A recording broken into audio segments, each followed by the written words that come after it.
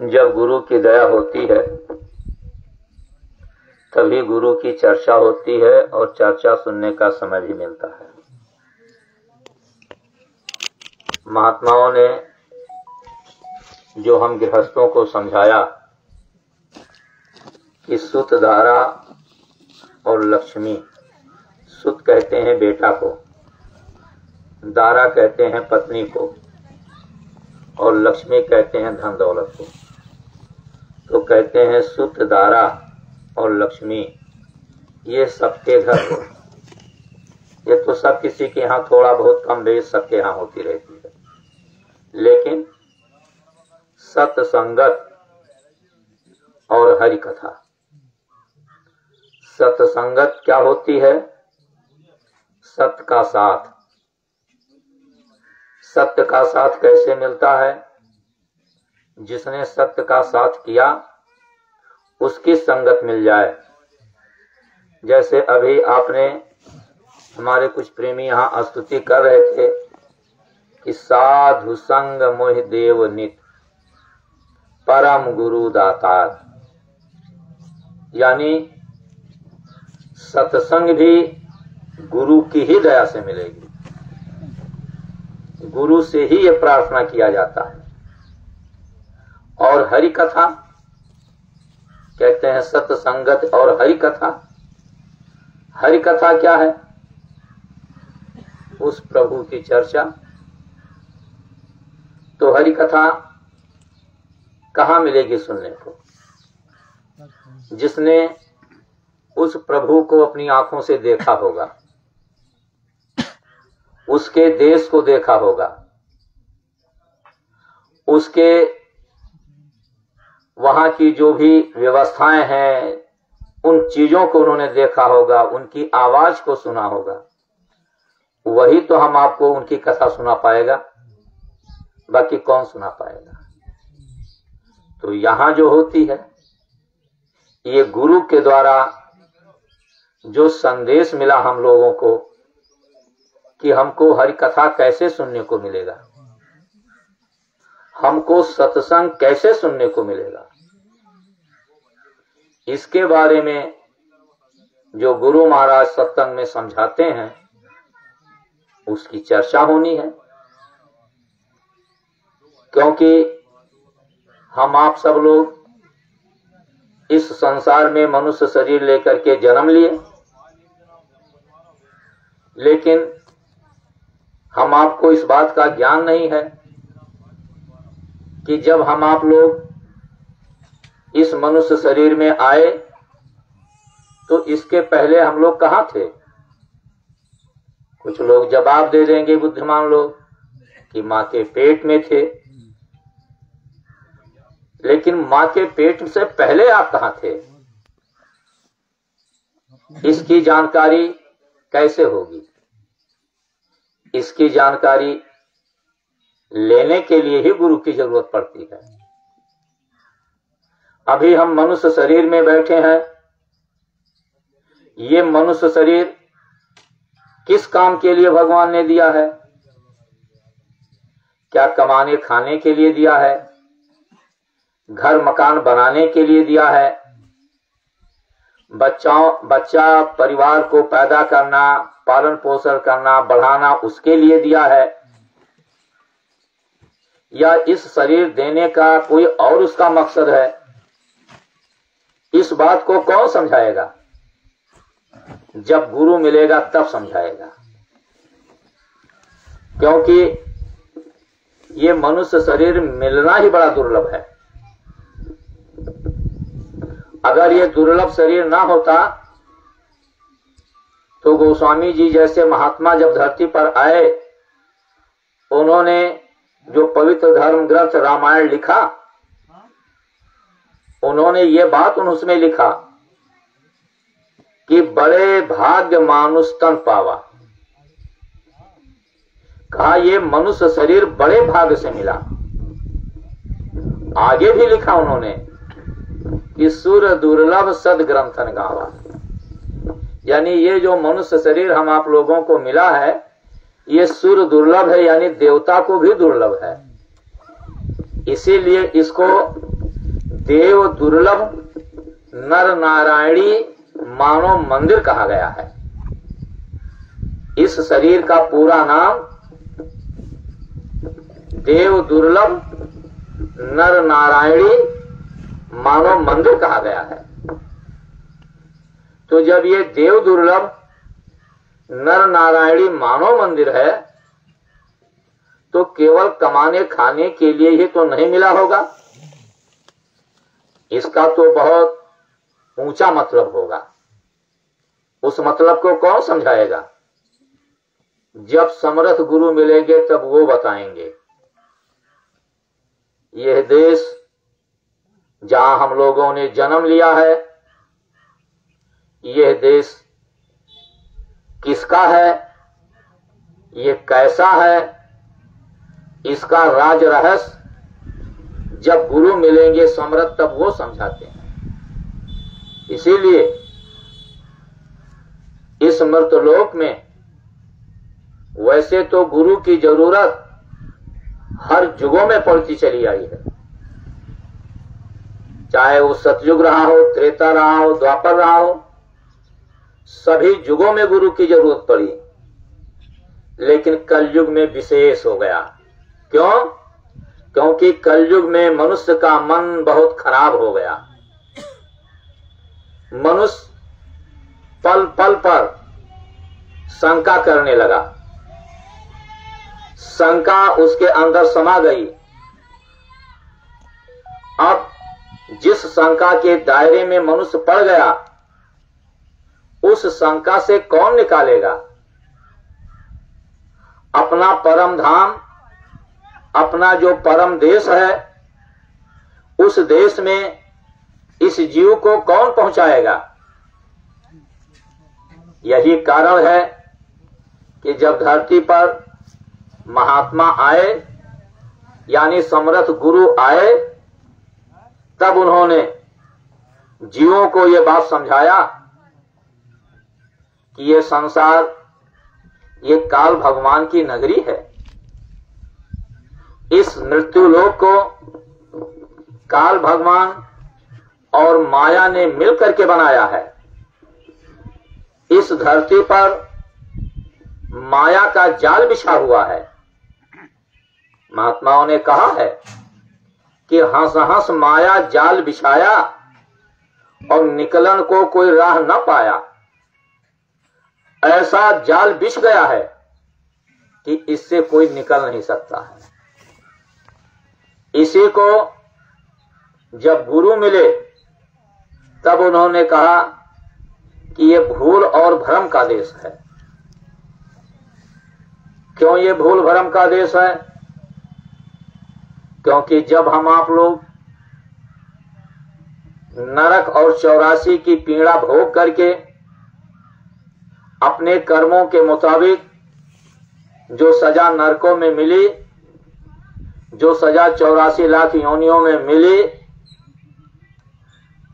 उस सजा को भोगने के बाद जब ये मनुष्य शरीर पाने का शुभ अवसर प्राप्त हुआ, बड़ा भाग आया जब, तो जब मां के गर्भ में जब ये पिंड बनने लगा, किसका?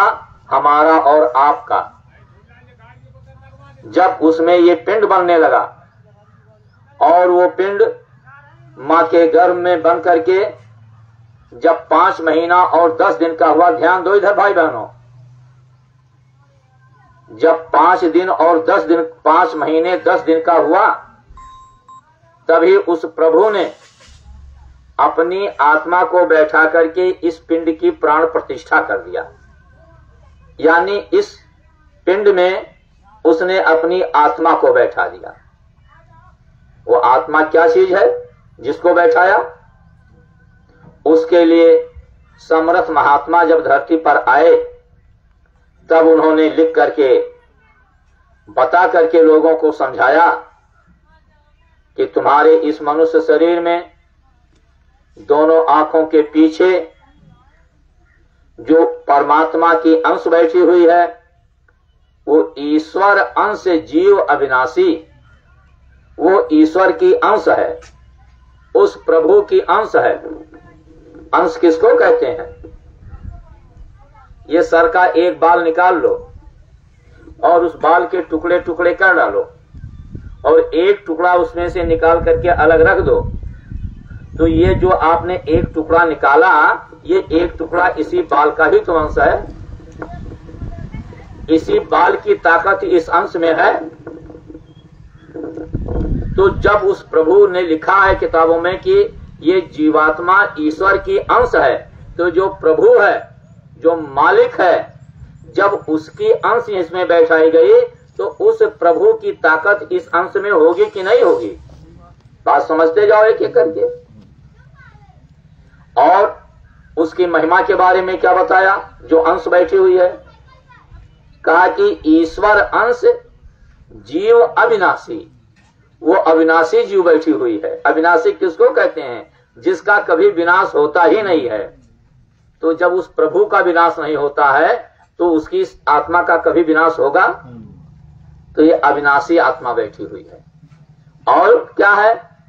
चेतन। ये जड़ नहीं है। जैसे ये पेड़ पौधे जड़ हैं, लेकिन ये चेतन है। ये सोच सकती है, ये समझ सकती है, ये चल सकती है, ये देख सकती है, ये सुन सकती है, ये सब कुछ गुण इसके अंदर है। तो चेतन है। और अमल है। अमल किसको कहते हैं? जिसके ऊपर कोई मैल ना हो, जिसके ऊपर कोई विकार ना हो, उसको कहते हैं अमल। वो प्रभु भी तो अमल है। तो जब प्रभु की आत्मा है तो ये भी तो अमल ही है, इसके ऊपर कोई मैल नहीं है। और क्या कहा? सहज सुख राशि, सुख की रास है। रास किसको कहते हैं? आप भाई बहनों गांव में रहते हो, खेती करते हो, खेती में आप गेहूं का फसल लगाए, सरसों का फसल लगाए, धान का फसल लगाए, जो भी आप फसल लगाते हो, जब फसल पक करके तैयार होती है, उसकी मड़ाई करके अनाज निकालते हो तो अनाज का ढेर लगा देते हो। तो उस ढेर को क्या कहते हो? रास। उस ढेर को क्या कहते हो? रास। यह हमारे गेहूं की रास है, यह हमारे सरसों की रास है। रास का मतलब कि जिसमें अनगिनत दाने हों, जिसके दाने की गिनती न किया जा सके। तो इस आत्मा के लिए क्या कहा महात्माओं ने? कि सुख की रास है। इतना अपार सुख इस आत्मा के अंदर है कि जिनकी कोई गिनती ही नहीं कर सकता है। ये सुख की रास है। अब चेतन, अमल, सुख की रास, अविनाशी, ये जीवात्मा इस मनुष्य शरीर में हमारे दोनों आंखों के पीछे जब मां के गर्भ में पिंड 5 महीने 10 दिन का हुआ, तभी उस परमात्मा ने प्राण प्रतिष्ठा करके बैठा दिया। और धीरे धीरे जब गर्भ में पिंड बढ़ने लगा, उसमें चेतनता आने लगी, तब उसका बताते हैं महात्माओं ने, तो गुरु जानता है, गुरु समझाते हैं कि गर्भ के अंदर बच्चे की ज्ञान दृष्टि खुली हुई थी, उसको सब दिखाई पड़ता था और सुनाई भी पड़ता था। गर्भ में उस प्रभु की आवाज भी सुनाई पड़ती थी और दिखाई भी पड़ता था। उसने देखा गर्भ में। क्या देखा? किसने देखा? हम आप सब लोग जब मां के गर्भ में थे तब देखिए। क्या देखे? कि जब मां के पेट में नहीं आए थे, ये मनुष्य का पिंड नहीं मिला था, तब हम इसके पहले कहां थे? तब देखे कि वहां नरकों में मार खा रहे थे। किन किन नरकों में मार खाया, किस किस तरीके से काटे गए, जलाए गए, कैसे कैसे तड़प तड़प करके रोए, आवाज लगाया। गुरु महाराज सत्संग में सुनाते हैं कि नरकों में जब मार पड़ती है और जीव जब काटा जाता है, जलाया जाता है, तो एक एक नरकों में जो मार पड़ती है, आत्माओं की रोने की आवाज 100-100 कोस जाती है और चिल्लाहट मचती है कि बचाओ बचाओ। लेकिन वहां कोई बचाने वाला मिलेगा? कहा कि रक्षक कौन तुम्हारा होगा? नरक कुंड जब पड़ी हो, जब नरकों में मार पड़ेगी तो ये दुनिया की कोई विद्या साथ देगी? ये दुनिया का जो इधर उधर की बातें, किताब का ज्ञान या कोई भी ज्ञान है, कोई काम देगा? अगर कुछ देगा तो गुरु का ज्ञान साथ देगा। अब मार पड़ रही है, जीव चिल्ला रहा है बचाओ बचाओ, कौन उनकी आवाज को सुनने वाला है? अब बच्चा मां के गर्भ में उसको देख रहा है कि इन इन नरकों में मैं गया और ऐसे देखो हमको मार पड़ रही है और इस तरीके से तकलीफ में मैं चिल्ला रहा हूं, लेकिन कोई मददगार नहीं हो रहा है। और जब नरकों से निकाला गया तब ये धरती पर ये पशु पंछी कीड़े मकोड़े की योनि जो मिली है इसमें डाल दिया गया। ये 84 लाख योनियां हैं। अब इसमें इस 84 लाख योनियों में पशु पंछी कीड़े मकोड़े बन करके अब उसका भोग भोगना है। कभी मक्खी बने, कभी मच्छर बने, कभी घोड़ा बने, कभी बकरी बने, कभी मुर्गी बने, कभी हाथी बने, कभी सुअर बने, कभी गधा बने, कभी कुत्ता बने। अब ये तरह तरह की योनियां जो मिली, आज जो ये मनुष्य शरीर में जीवात्मा बैठी है, मनुष्य तो बड़ा ज्ञानी हो गया, लेकिन जब गुरु के पास में जाओगे तब तो आपको सही अकल काम करेगी आपकी। अब यही जीवात्मा जो आज इस मनुष्य शरीर में बैठी है, और जब इसने पाप कर्म किया, जब इसने बुरे कर्म किया और बुरा कर्म करके जब इसको सजा नरक से मिली, नरक से 84 में गई, तो यही जीवात्मा अब कुत्ता बन करके टट्टी खा रही है। खाती है कि नहीं खाती है? यही आत्मा जब सुअर की योनि में जाती है तब टट्टी खाती है, गिद्ध की योनि में जाती है सड़ा मांस खाती है, तमाम योनियों में जाती है ताप ताप करके भूखे पड़ी रहती है। जाड़े के दिनों में देखो, ये जो पशु हैं या पंछियां हैं, इस घोर ठंडक में आप तो मनुष्य योनि में हो, आप तो अपने परिवार बाल बच्चों को अपने साथ अपना मकान बनाकर और अपनी व्यवस्था के मुताबिक जो भी गद्दे रजाई चद्दर कंबल कुछ है उसमें आप छिप करके रहते हो ठंडी से बचने के लिए। लेकिन वो पशु पंछी, वो तो सजा भोग रहे हैं, 84 की सजा मिल रही है। अब इस तरीके से वो पिंड में जो बच्चा है वो देख रहा है कि जब मैं नरक से निकल करके 84 में गया तो 84 में मुझको किन किन योनियों में जाना पड़ा है। कहां मैं बिल्ली बना, कहां मैं बंदर बना, कहां घोड़ा हाथी बना, कहां ऊंट खच्चर बना, कहां कुत्ता बिल्ली सुअर बना, और मेरे ऊपर वहां क्या क्या तकलीफ आई, ये सब देख रहा है। तो उन कष्टों को देखा और फिर ये देखा कि जब वो सजा पूरी हुई तब कहा कि कबहू की कृपा करें नर देहि। तब उस प्रभु की कृपा हुई, दया हुई, कबहू की कृपा करें नर देहि और देत ईस बिन हेत सनेहि। तब उस प्रभु ने अति दया करके ये मां के पिंड में, मां के गर्भ में अब हमारा ये मानव पिंड दिया है। देख रहा है, ये भी देख रहा है कि मां के गर्भ में जब मैं उल्टा टंगा हुआ हूं, ये महात्माओं ने समझाया कि बच्चा मां के गर्भ में उल्टा टंगा होता है। कहते हैं उल्टा जीव रहा लटकाना और दादुर पक्षी केर समाना। जैसे दादुर कहते हैं चमगादड़ को, ऊपर डाल पकड़ करके पंजे से नीचे सर करके लटका रहता है, ऐसे ही मां के गर्भ में ये बच्चा भी उल्टा ही, बच्चा का मतलब हम और आप भी मां के गर्भ में ऐसे उल्टे टंगे हुए थे। सर नीचे था, पैर ऊपर था, और मां के गर्भ में जो मल मूत्र की बदबू आ रही थी वो भी सता रही थी, वो भी कष्ट दे रही थी। जिस पतली झिल्ली में पिंड पल रहा था उसमें जो पानी भरा हुआ था वो भी बड़ा बदबूदार पानी था। मां जो भोजन करती थी वो भोजन जब जाती थी पेट के अंदर तो जठराग्नि पेट में जलती है, उसी जठराग्नि में भोजन पचता है। तो जब वो जठराग्नि जली तो उस जठराग्नि की जो जलन, जो गर्मी, तपन हुई, वो भी कोमल शरीर बच्चे के पर लगती थी तो बड़ा कष्ट होता था। मां के गर्भ में बच्चा तिलमिला उठता था। इन अपार कष्ट पीड़ा को देख करके तब हम आप सब लोग जितने इस मनुष्य शरीर में धरती पर आ रहे हैं, सब के सब लोग, हम आप सब लोगों ने उस प्रभु से प्रार्थना किया, हे प्रभु अब आप दया कर दो।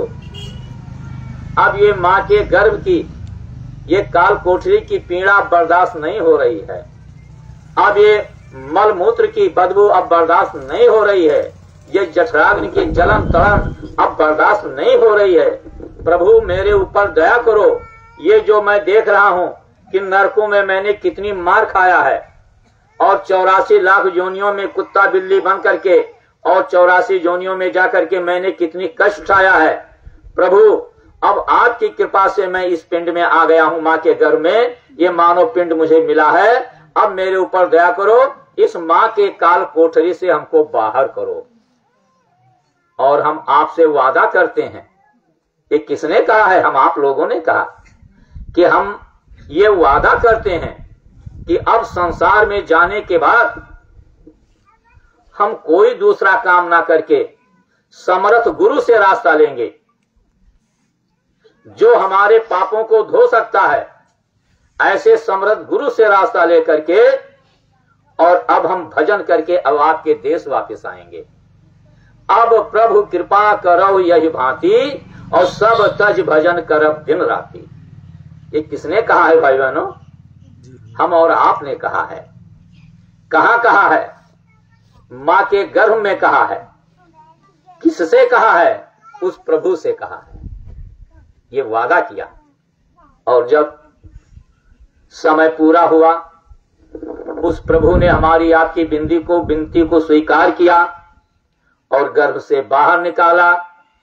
तो जैसे ही गर्भ से बाहर निकले, तैसे कहते हैं रामायण में गोस्वामी जी ने समझाया है कि भूम परत भाढ़ावर पानी तिम जीव माया लपटानी। रामायण में लिखा हुआ सारी बातें कि जैसे धरती पर बादल से जब बूंदें चलती हैं पानी की तो निर्मल और स्वच्छ होती हैं, उसमें कोई विकार नहीं होता। लेकिन जैसे ही जमीन पर आती है तैसे जमीन की मिट्टी में मिलकर के गंदा हो जाती है। ऐसे महात्माओं ने कहा कि जब तक गर्भ में थी तब तक निर्मलता थी, दिखाई सुनाई पड़ता था, ज्ञान शक्ति सब देख रही थी। तब तो तड़प करके प्रार्थना किया, सच्ची बात तब उसके अंदर से पुकार निकली कि अब दुनिया में जाने के बाद ये हम इधर उधर की कोई बात नहीं, अब तो मुझे ज्ञान हो गया है नरक 84 में कितनी मार पड़ी है। अब ऐसा कोई काम हम करेंगे ही नहीं कि जिससे फिर दोबारा हमको नरक 84 जाना पड़े। अब ऐसा कोई काम नहीं करेंगे जिससे फिर हमें मां के गर्भ में 9 महीने उल्टे टंग करके और ये कष्ट झेलना पड़े। अब हम आपका भजन करेंगे। लेकिन इतनी निर्मल पवित्र भावना, जैसे मां के गर्भ से बाहर आया बच्चा, तैसे भूम परत भाढ़ावर पानी। अब वो मिट्टी में यहां संसार की जो माया ने रचना कर लिया था, किस चीज की रचना? भूल और भरम की। जैसे इस धरती पर पैदा हुए मां के पेट में, तैसे भूल और भरम का पर्दा पड़ गया। जो कुछ वहां देखा सुना सब भूल गए, अब कुछ भी याद नहीं रह गया।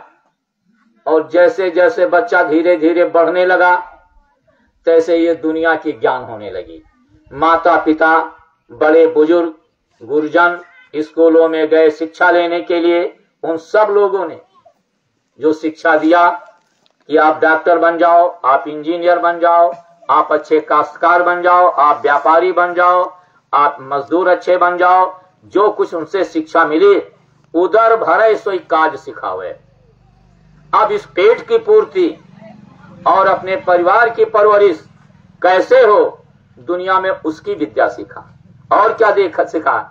छल, कपट, ईर्षा, द्वेष, चोरी, व्यभिचार, हत्या, हिंसा, झूठ, फरेब, धोखा, ये सब सीखने लगे, ये सब सीखने लगे और इसमें सब पारंगत हो गए। अब वो जो याद था कि अब प्रभु कृपा करो यह भांति, वो सब भूल गया। इतना ही नहीं, ये भी भूल गया कि एक दिन हमको मरना भी पड़ेगा। अपनी मौत भी भूल गई। अगर मौत याद रहे हम लोगों को तो आदमी कोई बुरा काम करेगा, कोई छल कपट करेगा, कोई ईर्षा द्वेष करेगा, कोई शंका संदेह पैदा करेगा, कोई मांस मछली अंडा शराब की तरफ देखने जाएगा, कुछ नहीं करेगा। तब तो उसे प्रभु याद ही आ जाएंगे। इसीलिए जब धरती पर महात्मा आए समर्थ गुरु, तब उन्होंने कहा कि मौत से डरत रहो दिन रात, एक दिन काठी बने तुम्हारी और 4 कहारवा ला दे जात, मौत से डरत रहो दिन रात। तो मौत भी भूल गए, प्रभु का भजन भी भूल गए, अब तो दुनिया के काम में फंस गए। लेकिन भाई बहनों, धर्म प्रेमी भाई बहनों, जो सत्य है वो सत्य है, वो तो कभी झूठा हो ही नहीं सकता। सत्य, भगवान महात्मा बुद्ध के एक शिष्य हुए थे आनंद। आनंद ने कहा कि झूठ के पंख होता है, ये आनंद के वचन है। कहा झूठ के पंख होता है और झूठ पंख लगाकर उड़ता है, क्योंकि झूठ का फैलाव ज्यादा होता है, झूठ का पसारा जल्दी होता है, क्योंकि वो पंख लगा करके उड़ता है। लेकिन जब झूठ गिरता है तब सदा सदा के लिए उसका अस्तित्व खत्म हो जाता है, उसका नामो निशान मिट जाता है। धरती पर देख लो, बड़े बड़े वीर हुए, लेकिन जो झूठ के बल पर आगे बढ़े, जब उनका अस्तित्व खत्म हुआ तब वो कहां चले गए? कोई उनको कोई रहा न कुल कोई रोवन हारा। ये धरती का इतिहास है। लेकिन सत्य जो होता है, सत्य धीरे धीरे चलता है। सत्य का आधार ठोस और मजबूत होता है। इसीलिए सत्य धरती पर हमेशा टिका, और जब समय आता है तब लोगों ने कहा सत्य की विजय होती है। होती है कि नहीं होती है? ये बात होती है। इसलिए आज वर्तमान समय में हम आप लोग देखो इस चीज को कि जो वचन वादा किया कि हम दुनिया में जाकर के समर्थ गुरु की तलाश करेंगे, महात्माओं ने आकर समझाया कि मनुष्य शरीर पाने का पहला उद्देश्य यह है कि जब होश में आए जीव तो सदगुरु खोजो री प्यारी, जग में दुर्लभ रतन यही। जो इस संसार का दुर्लभ वस्तु है क्या है? सदगुरु। सदगुरु अगर मिल गया, सदगुरु किसको कहते हैं? सदगुरु की किसी भेष का नाम नहीं है, सदगुरु किसी हाड़ मांस शरीर का नाम नहीं है। सदगुरु स्वयं वो प्रभु होता है।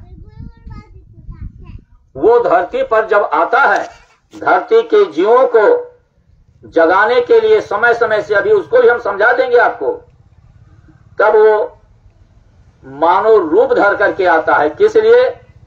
कि मानव के बीच में बैठ करके मानव को समझाया जा सके। वो स्वयं प्रभु होता है, वो उसी प्रभु में लीन रहते हैं, वो प्रभु के ही तद्रूप होते हैं, उनको सदगुरु कहते हैं। तो कहा सदगुरु खोजो री प्यारी, जग में दुर्लभ रतन यही। अगर इस मनुष्य शरीर से समरथ सदगुरु की प्राप्ति हो जाए तो समझ लो ये मनुष्य शरीर का पाना सफल हो जाएगा। अब हम दुनिया के काम धंधे में फंसे पड़े हुए हैं। घर गृहस्थी का कभी ये धंधा कम होने वाला है? आदमी जब मरने लगता है, मौत सीने पर बैठ करके प्राण खींच रही है, प्राण पीड़ा लगी है, तब भी संसार का मोह ममता नहीं छोड़ रहा है। वो तो अंतिम घड़ी तक सोचता है कि इस संसार को हम पकड़ करके रखें अपनी मुट्ठी में, ये हमारा बेटा कहाँ चला गया, पत्नी कहाँ चली गई, पति कहाँ चला गया, ये कहाँ वो कहाँ वो कहाँ, इसी में लगा रहता है। और इन्हें समझता है कि ऐसे धीरे धीरे इस दुनिया का काम करते करते, आज खेती का है, आज मुकदमा है, आज ये काम है, आज वो काम है, बाजार का काम है, लड़की की शादी है, बच्चे को पढ़ाना है, घर मकान बनाना है, ये काम करना है। और इस काम को करते करते कहते हैं दिन गंवाया खाए के और रात गंवाया सोए, और एको घड़ी ना हर भजे, फिर मुक्त कहां से हो, कैसे होगा? मुक्ति कोई आसान चीज है? कोई लड्डू है कि भी मुंह में डालेंगे और पेट में आ जाएगा? वो तो जो समर्थ गुरु होते हैं वो तरीका समझाते हैं, वो रास्ता बताते हैं। अब सुबह से शाम और शाम से सुबह, ऐसे दिन धीरे धीरे एक एक करके निकलता चला गया, और तब तक इस शरीर का समय हो जाएगा पूरा। और जैसे पूरा होगा तैसे ऊपर से मौत की आवाज आएगी। मौत खड़ी है, वो एकदम निगाह लगाए खड़ी है। जैसे गुरु महाराज ने समझाया सत्संग में कि कोई आदमी जा रहा था, रास्ते जंगल पड़ गए, दिखाई नहीं पड़ा, कुआं था, कुआं में गिर गया। तो कुआं में एक बरगद का पेड़ जमा हुआ था, पुराना कुआं था, तो ऊपर से गिरा तो जा करके डाल पर लटक गया, नीचे तक नहीं पहुंच पाया। अब डाल पर लटका हुआ, अब कुछ तो ऊपर देखता है तो कहता है ऊपर तो बहुत ऊंचाई है, कैसे निकलेंगे? तब फिर नीचे देखता है तो नीचे देखता बड़ी गहरी। और जब नीचे देखा तब क्या देखा कि एक काला सांप फन उठाए, ऐसे ही काला नाग, और बैठा और इसी आदमी की तरफ एक टक देख रहा है कि जैसे ही नीचे गिरे तैसे मैं इसको डस लूं। अब जैसे नाग को देखा काला, तैसे थरथर कांप उठा, डर गया। सोचा कि अब किसी तरीके से निकलें, ऊपर निकल चलें। तो जैसे ऐसे ऊपर देखा तो अमूमन आदमी देखता तो मुंह उसका खुल जाता है। तो देखा तो ऊपर में मधुमक्खी ने छत्ता लगा रखा था, और उस छत्ते को किसी ये मधु खाने वाली चिड़िया होती हैं, वो छेड़ देती हैं, तो उसका मधु उसके से वो बूंदे टपक रही थी। तो जैसे ऐसे ऊपर ताका, तैसे ऊपर से एक बूंद मधु की इसके मुंह में गिर गई, तो बड़ा मीठा लगा। तब तक फिर ऐसे ऊपर मुंह खोला, तब फिर दूसरी बूंद गिर गई, फिर खोला तो तीसरी बूंद गिर गई। अब इसको मीठा लगा। अब उस मीठा मधु को चाटने में वो नीचे जो काला सर्प बैठा हुआ था उसको हो गया भूल। अब वो मुंह खोलकर ऊपर ही बैठ गया, मीठा मधु चाटने लगा। जैसे हम आप दुनिया की मधु चाट रहे हैं, अपने मौत को भूल गए कि पीछे मौत खड़ी है, वो इंतजारी कर रही है कि कब समय पूरा हो और इनको हम डस लें, वो देख रही है।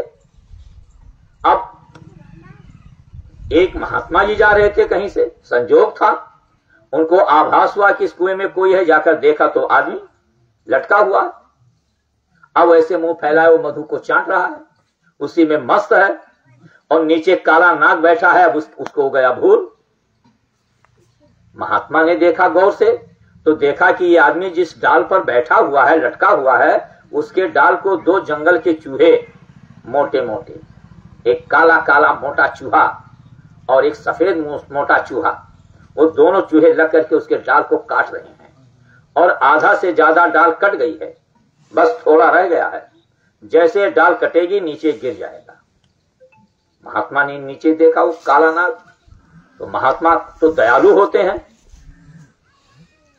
अब उन्होंने देखा ये काला नाग अभी तो इसको डस लेगा जैसे टूटेगा डाल। तब उसने उस आदमी को कहा, है इंसान, अरे तू डाल पर बैठा ये मधु चाट रहा है, ये मधु की मिठास ले रहा है, तुझे ज्ञान नहीं है? नीचे देख, नीचे नीचे देख। जब महात्मा ने डांटा तब उसने देखा वो काला नाग, तो फिर उसको याद आ गया।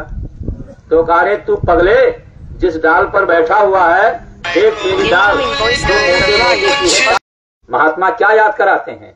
मौत को याद करा देते हैं। मौत को याद करा देते हैं कि जो सत्य है उसको याद रखो, उसे भूल जाओगे तो कौन रहेगा दुनिया में बचाने वाला। अब जब उसको याद आया और देखा वास्तव में 2 चूहे काट रहे हैं, डाल थोड़ी सी रह गई, अभी गिर जाएगी, हमारी डाल टूटेगी। तब चिल्लाया, डर गया। हमारे सामने मौत आकर खड़ी हो जाए तब कुछ याद रहेगा? सब भूल जाओगे, सब पति पत्नी बेटा भाई बंधु सब याद खत्म हो जाएगा। अब वो चिल्लाया कि अभी तो मेरी डाल टूटने वाली है, अभी मैं गिरा, हाय अब तो मैं गिर जाऊंगा, अभी सांप मुझे डस लेगा। आप चिल्लाया, महात्मा जी बचा लो महात्मा। अब वो मधु का चाटना छूट गया, अब वो मधु का भोग छूट गया। महात्मा जी अब बचाओ, अब बचाओ, अभी मैं गिरा, अभी मैं मरा। तो महात्मा जी ने फौरन अपनी पगड़ी खोली और पगड़ी लटका दिया और कहा, पकड़ बच्चा, इसे अभी मैं तुझे खींच ले रहा हूं। और खींच करके उसको निकाल लिया उसको। ऐसे ही इस संसार में मौत पीछे खड़ी है और ये दुनिया का काम करते करते और तब तक समय पूरा हो जाएगा, तैसे ऊपर से आवाज आएगी। कौन देगा? मौत। ए बच्चा सावधान हो जाओ, अब तुम्हारे शरीर का समय पूरा हो गया, अब मैं अपना शरीर खाली कराने आ रहा हूं। गांववासी भाई बहनों, हम जिसमें ज्ञान विद्या बुद्धि में उलझे पड़े हुए हैं, उस समय ज्ञान विद्या बुद्धि एक भी काम नहीं देती है। मौत जब आवाज देती है तो सब भूल जाता है, कुछ याद नहीं रहती है। और जैसे उसने कहा कि मैं आ रहा हूं, तब ज्ञान आता है कि अरे ये मेरा शरीर का समय पूरा हो गया। महात्मा इसको आकर के समझाते हैं कि ये शरीर तुम्हारा नहीं है, ये उस प्रभु ने तुमको थोड़े दिन के लिए किराए पर दिया है, ये किराए का मकान है। और जिस दिन इसका भाड़ा खत्म होगा उस दिन वो मकान का मालिक अपने सिपाहियों को भेज करके मकान खाली करवा लेगा। अब तो मौत आवाज दे रही है कि समय पूरा हो गया, अब मकान खाली करो। क्या कर पाएंगे भाई बहनों? जब तक इस दुनिया में जिंदा हैं तब तक दुनिया के काम में व्यस्त हैं, चाहे अच्छा कर रहे हो चाहे बुरा कर रहे हो। मैं किसी को बुरा क्यों कहूं, सब अच्छे हो। जो कर रहे हो आप जानो कि मैं अच्छा कर रहा हूं कि बुरा कर रहा हूं। आप जो करोगे आपको उसकी सजा भोगनी पड़ेगी। लेकिन यह है कि इसी में आदमी ये भूल गया कि किराए का शरीर है। अब जब मौत आवाज देती है, महात्मा पहले से आकर के समझाते हैं, घूम घूम करके समझाते हैं, ये किराए का मकान है, एक दिन जैसे समय पूरा होगा उसको तुम्हें खाली करना ही करना पड़ेगा।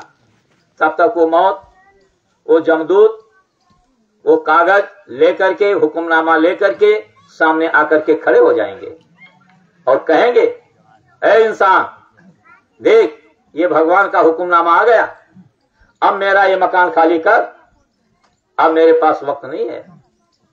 जब जमदूत सामने खड़े होंगे भाई बहनों, गुरु महाराज ने सत्संग में बताया कि जब वो जमदूत सामने खड़े होंगे, भयानक जमदूत, काले काले, बड़ी बड़ी आंखें निकाले हुए, काले काले बाल, बड़ी बड़ी दांतें निकाले हुए, घूरते हुए, हाथ में मसाल लिए हुए, जब सामने खड़े होंगे और कहेंगे मेरा मकान खाली कर, तब के लिए सोचो भाई बहनों कि आप इस मकान को कैसे खाली करें।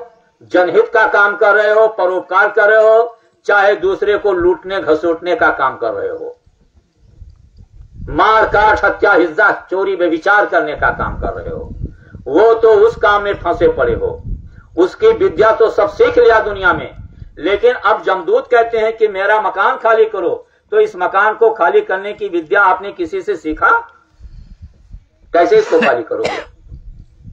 किसी से राय सलाह पूछा कि जब मौत आएगी कहेगी मेरा मकान खाली करो, तो ये हम कैसे खाली करेंगे? इसके लिए समय नहीं है किसी के पास। अगर कोई समर्थ महात्मा आते बताने के लिए तो उन पर तमाम टीका टिप्पणी, ये अच्छे वो बुरे, इन्होंने ये किया उन्होंने किया, दुनिया का कलंक महात्माओं के ऊपर लादना, ये टीका टिप्पणी और दुनिया को अंधकार में डाल देना। अब जमदूत सामने खड़ा, अब कह रहा है मकान खाली करो, क्या करोगे उस समय? सारी खून पानी बन जाएगी। वो नाराज होकर के धक्का मारेंगे, जमीन पर गिर जाएंगे, हम आप वो सीने पर बैठ जाएंगे और जबरदस्ती प्राण और जीवात्मा को इस शरीर से खींचेंगे। बड़ी पीड़ा होगी। मौत का दर्द असहनीय होता है। ये शरीर की हड्डियों में जो पतली पतली धमनियां होती हैं, नसें पतली पतली जिसमें खून का संचार होता है, हड्डियों के अंदर जो मज्जा होता है, उस मज्जे में जो शक्ति का संचार होता है, वो पूरा पूरा प्राण को, उस जीवात्मा के प्रकाश को, वो सब जबरदस्ती जीवात्मा के प्रकाश को खसीटेंगे। तो जब हड्डियों के अंदर मज्जे से और नसों की धमनियों से जब प्राण सिमटेगा तो आप जानते हो कितनी कष्ट होती है, अपार पीड़ा होती है। ये नसें फटती हैं, हड्डियां चटकती हैं, कहते हैं जन्मत मरत दुसह दुख होई, अपार पीड़ा होती है। और प्राणों को धीरे धीरे खींचते रहेंगे। आप देखो घरों में मरते हुए आदमी को, रह रह करके आदमी कितना जोर जोर से चिल्लाता है, जोर जोर से हाथ पैर ऐसे सीधा करता है, लेता है। क्या कर सकता है? उस समय परिवार के सब लोग सामने खड़े रहेंगे। कोई मदद कर सकता है? उस मौत की पीड़ा से कोई बचा सकता है? कोई कुछ नहीं कर सकता। बहुत होगा हाथ पैर सहला दें और वो प्राणों को खींचते जाएंगे। नीचे से सिमटा हो जाएगा, जहां तक प्राण सिमट जाएंगे। आप हाथ रख करके देखोगे, ठंडा लगेगा तो कहोगे देखो बाबूजी का पैर ठंडा हो गया, बचने वाले नहीं है। ये देखो मम्मी का पेट सीना ठंडा हो गया, अब ये बचने वाली नहीं है। ठंडा क्यों हो गया? क्योंकि अब खून का सर्कुलेशन नीचे जाना सब बंद हो गया, वो सारा क्रियाकलाप उसका बंद हो। और सारे सिमटाव करके लाएंगे दोनों आंखों के पीछे, जहां वो प्रभु की आत्मा जीवात्मा बैठी है, वहां सारी ताकत को इकट्ठा किया और एक जोर से धक्का मारा। अंतिम जो मौत की अंतिम पीड़ा होती है, वो पीड़ा इतनी असहनीय होती है।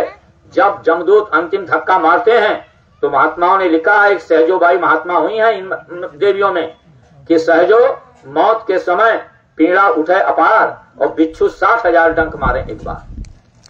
60,000 बिच्छुओं के छेदने का डर उस समय पीड़ा होता है। और जोर से आदमी चिल्ला पड़ता है। उसी चीख चिल्लाहट में कितने लोगों को टट्टी पेशाब हो जाता है मौत के समय। देखा नहीं? देखो तो घरों में, पड़ोस में, रिश्तेदारों में जब मौत की असहनीय पीड़ा होती है तो क्या होता है? कितने लोगों को टट्टी पेशाब हो जाता है। और इंद्रियों के दरवाजों से जीवात्मा प्राण को निकाल करके शरीर से बाहर कर दिया। यही शरीर है, अब ये बेकार पड़ी हुई है। अब कोई कह दे कि भैया राम प्रसाद देखो तुम्हारे दुकान पर ग्राहक खड़े हैं, जाकर के ग्राहक को दे दो, तो क्या राम प्रसाद वहां तक जाने वाले हैं? वो जो राम प्रसाद थे चले गए। अब वो मिट्टी पड़ी हुई है। वो शरीर क्या है? वो मिट्टी है, और इस मिट्टी से भी ज्यादा खराब मिट्टी है। अगर शरीर से प्राण निकल जाने के बाद जीवात्मा के आप इस शरीर को चाहो कि हम कुछ दिन तक अपने घर में रख लें, तो इस शरीर में ऐसा बदबूदार पानी भरेगा और शरीर फूलेगी कि आप नाक नहीं दे सकते हो। वहां पर हाथ लगाओगे तो यही चमड़ा जैसे उबला हुआ आलू का छिलका उतरता है, ऐसे हाथ लगाते छिलका की तरीके से उजड़ने लगेगा। कोई करीब जा पाएगा? कहेंगे जल्दी करो जल्दी, नहीं मिट्टी खराब हो जाएगी।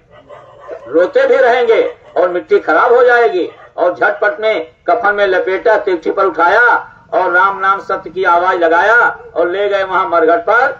हाड़ जले जो लाकड़ी, केस जले जो घास, लगा दिया आग, सब जल करके राख हो गया। ये ज्ञान, ये शिक्षा जब समर्थ महात्मा आते हैं तब देते हैं कि ये शरीर तुम्हारा किराए का है, एक दिन तुझे इस पे को खाली करना पड़ेगा। तुम्हारे इस किराए के शरीर में तुम्हारा जो कुछ करते हो मनुष्य शरीर में बैठकर एक एक पल का हिसाब लिखा जा रहा है। वो कंधे पर उस प्रभु ने, जिसने ये मनुष्य शरीर दिया, उसने अपने 2 सिपाहियों को तैनात कर दिया है। वो 2 सिपाही दोनों कंधे पर बैठ करके और पूरा हिसाब बना रहे हैं। क्या कर रहे हो?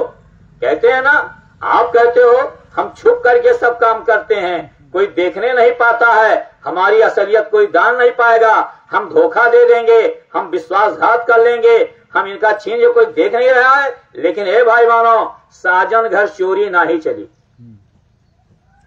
साजन घर चोरी ना ही चली। राम झरोके बैठकर सबका मुजरा ले और जाकी जैसी चाकरी ताको तैसा दे। वो तो हिसाब लिखा जा रहा है। और जब ये जीव धर्मराज के दरबार में खड़ा किया जाएगा और वो हिसाब पूछेगा, पल पल का हिसाब मांगेगा, तो आप क्या दे सकते हो? तो सिपाही जिन्होंने हिसाब बना करके रखा वो सारा हिसाब रख लेंगे। ऊपर में कैमरा चल रहा है जिसमें हमारा आपका फोटो खींच रहा है। हम सोचते हैं कि अलग छिप करके किसी से धोखा देने वाली बात कर देंगे, अलग छिप करके कोई चोरी की प्लानिंग कर लेंगे, अलग छिप करके हम किसी बहु बेटी के साथ बलात्कार बुरे कर्म कर लेंगे। इसे कोई नहीं देखता है। वो कैमरा चल रहा है उस प्रभु का, उस प्रभु का कैमरा चल रहा है, उसमें सारा फोटो खींचा जा रहा है। सब फोटो उसमें खींच रहा है। बैठे रहो भैया, सारा फोटो उसमें खींच रहा है। अब वहां तो कैमरा को भी खोल करके रख दिया और हिसाब का डाटा बना करके रख दिया। और जब उसको देखेगा हमारा ही कर्म हमको जमदूत दिखा, सिपाही धर्मराज दिखा देंगे। देख इंसान, तूने कब किस समय क्या किया है, देख ले तू अपने कर्म को खुद देख, अपनी आंखों से देख, सब दिखा देगा।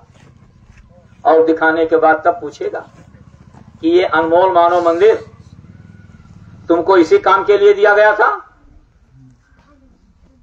ये जो पाकर के तूने हत्या हिंसा किया, चोरी व्यभिचार किया, ये दूसरे को धोखा दिया, दूसरे के साथ बुरे कर्म किया, ये इसके लिए तुमको दिया गया था? तुमको कोई समर्थ महात्मा मिले नहीं समझाने बताने वाला, और जब महात्मा मिले तो तूने महात्मा को भी धोखा दिया। तूने उनके ऊपर भी छीटा कसी की, कलंक लगाया तुमने। गीता रामायण तुमने नहीं पढ़ा, जो कुछ उसमें महात्माओं ने समझा वो नहीं देखा तुमने। ये क्या तुमने कर दिया? इसके लिए तुमको ये अनमोल शरीर दिया गया था। सजा दे देगा भाई बहनों, नरकों में डाल देगा, सिपाहियों से कह देगा ले जाओ इनको, जलाओ, काटो, मारो, तड़पाओ। अब वहां नरकों में जब मार पड़ेगी तो कौन बचाएगा वहां पर? अब तो सजा हो गया। यही मनुष्य शरीर है, जीवात्मा यही रहेगी। पिशाच का शरीर रहेगा 17 तत्व का, वही नरकों में डाल करके मार पड़ रही है। अब कांटे जलाए जा रहे हैं। अब क्या कितनी चीख चिघाड़ हो रही, कोई बचाएगा? नरकों के बाद 84 में मार पड़ रही, कोई बचाएगा? महात्माओं ने कहा यह अनमोल मानव मंदिर जो बड़े सौभाग्य से मिला है, क्या अब ये दोबारा मिलने वाला है? इसलिए आप महात्माओं ने समझाया कि अब या को बिरथा मत खो। ये शरीर किस काम के लिए मिला है? रामायण उठाकर पढ़ो। अगर महात्माओं के पास जाने में आपको लज्जा शर्म आती है भाई बहनों, तो रामायण पढ़ लो। रामायण में लिखा है कि ये मनुष्य शरीर साधन धाम मोक्ष कर द्वारा। ये मनुष्य शरीर क्या है? साधना करने का धाम है। धाम किसको कहते हैं? आप अपने घर को धाम थोड़े कहोगे। जहां भगवान राम ने जन्म लिया था तब कहते हो चलो अयोध्या धाम, कहते हो कि नहीं कहते हो?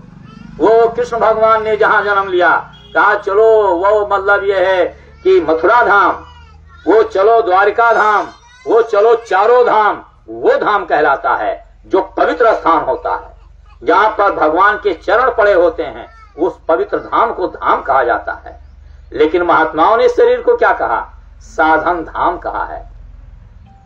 ये पूजा का, साधना करने का मंदिर है। और ये कहा जब ये मंदिर है तो इस मंदिर को शुद्ध साफ रखना चाहिए कि नहीं रखना चाहिए? आप अपना मंदिर बनवाते हो अपनी मेहनत कमाई का, ईंट पत्थर लगा करके,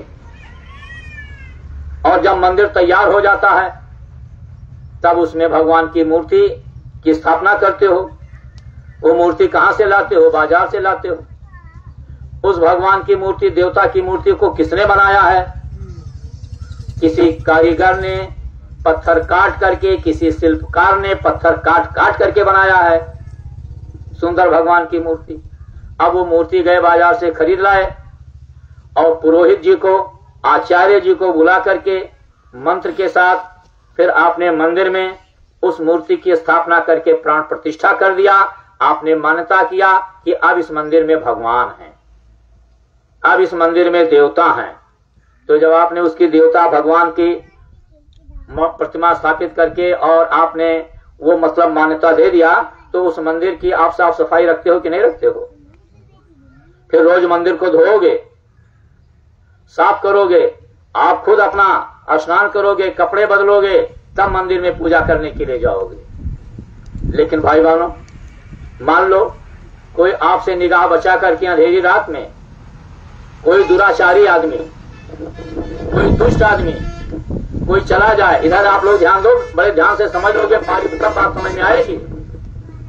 कोई दुराचारी दुष्ट आदमी चला जाए भगवान के मंदिर में, कोई जानवर मार करके और मरा हुआ जानवर मंदिर में फेंक दे, या किसी जानवर का मांस काट करके मंदिर में फेंक दे, या अंडा फेंक दे, या शराब की बोतल फेंक दे, तो जब आप सुबह भगवान के मंदिर में पूजा करने के लिए जाओगे और जब उसको देखोगे कि ये चीजें पड़ी हुई हैं, तो उसको देख करके आपको अच्छा लगेगा? गांववासी मैं आपसे पूछ रहा हूं, जब उसको देखोगे तो अच्छा लगेगा? नहीं लगेगा। तब आप दुखी हो जाओगे और दुख में कहोगे कि किसी दुराचारी ने, किसी पापी ने हमारे भगवान के मंदिर को अशुद्ध कर दिया, अपवित्र कर दिया। दुखी होकर के फिर उसको साफ करोगे, उसको आप धोओगे, फिर उसमें अगरबत्ती कपूर जलाओगे और खुद जाओगे, तब स्नान करोगे नदी में, तालाब में, और कपड़े बदल करके तब फूल अक्षत लेकर के भगवान की पूजा करने के लिए जाओगे। ये बात मैंने इतनी क्यों सुनाई? इसलिए सुनाया कि हम आपको इस बात का ज्ञान है कि भगवान का मंदिर साफ रखना चाहिए। बात समझ में आ गई कि नहीं आ गई? कि भगवान जिस मंदिर में है वो मंदिर को साफ रखना चाहिए। तो इतनी ज्ञान तो आपको हो गई कि जिस मंदिर को मैंने बनाया, उसमें भगवान की मूर्ति को स्थापित किया, वो मंदिर साफ रखना चाहिए। तो बहुत अच्छी बात है। अगर यही ज्ञान आपके पूरे जीवन तक बना रह जाए भाइयों, तो यही ज्ञान आपको परमात्मा से मिला देगा, यही ज्ञान मिला देगा। कैसे? कि जब उस मंदिर को साफ रखना चाहिए, तो बताओ ये मंदिर किसने बनाया? ये मानव मंदिर किसने बनाया? प्रभु ने बनाया। कितने दिन में बनाया? 9 महीने में बनाया। और पिंड जब तैयार हुआ तब इसमें प्राण प्रतिष्ठा कैसे हुआ? वो तो आप बाजार से मूर्ति लेकर आए हो, और इसमें उस प्रभु ने अपनी आत्मा को बैठा करके प्राण प्रतिष्ठा किया है, अपनी आत्मा को बैठाया है, जिसके बारे में मैं पहले आपको समझा चुका हूं। चेतन अमर साहब सुखरासी, उन्होंने अपनी आत्मा को बैठाकर प्राण प्रतिष्ठा कराया। तो जिस मंदिर को भगवान ने बनाया हो और अपनी आत्मा को बैठा करके प्राण प्रतिष्ठा किया हो, उस मंदिर की साफ सफाई का ध्यान रखना चाहिए कि नहीं रखना चाहिए? अब आप बताओ, आपके बनाए हुए मंदिर में किसी ने मांस फेंक दिया तो पापी दुराचारी हो गया, उसको साफ करोगे।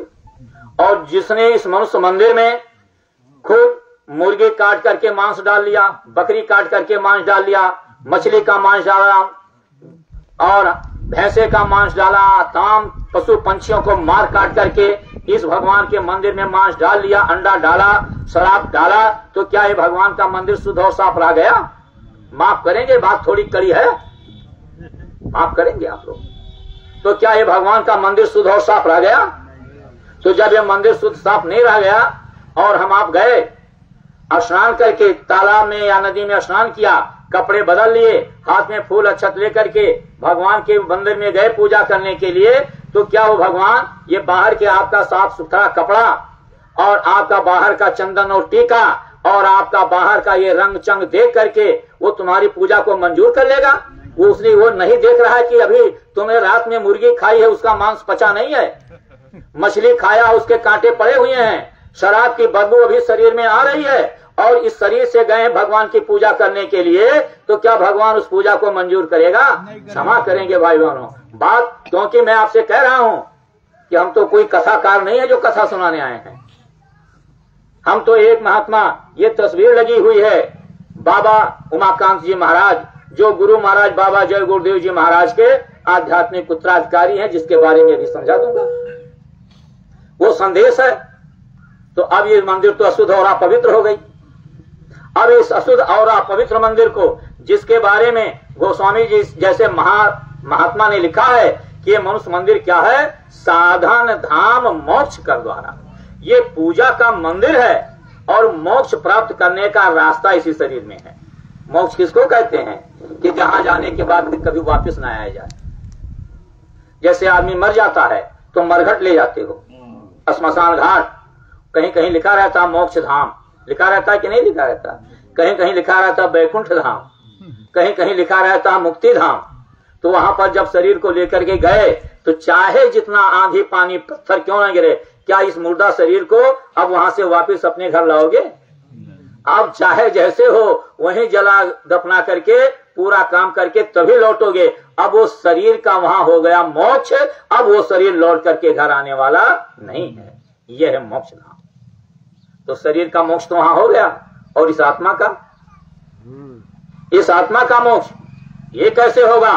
तो इसी शरीर में महात्माओं ने बताया है कि इसी शरीर में इस आत्मा को मोक्ष प्राप्त करने का, मोक्ष जाने का इसी मनुष्य शरीर में रास्ता गया हुआ है। कहां से गया हुआ है? लिखा हुआ है कि राम नाम मणि दीप धर, जी देहरी द्वार, और स्वामी भीतर बाहरो, जो चाहो उजिया। वो राम नाम की मणि कहां रखी हुई है?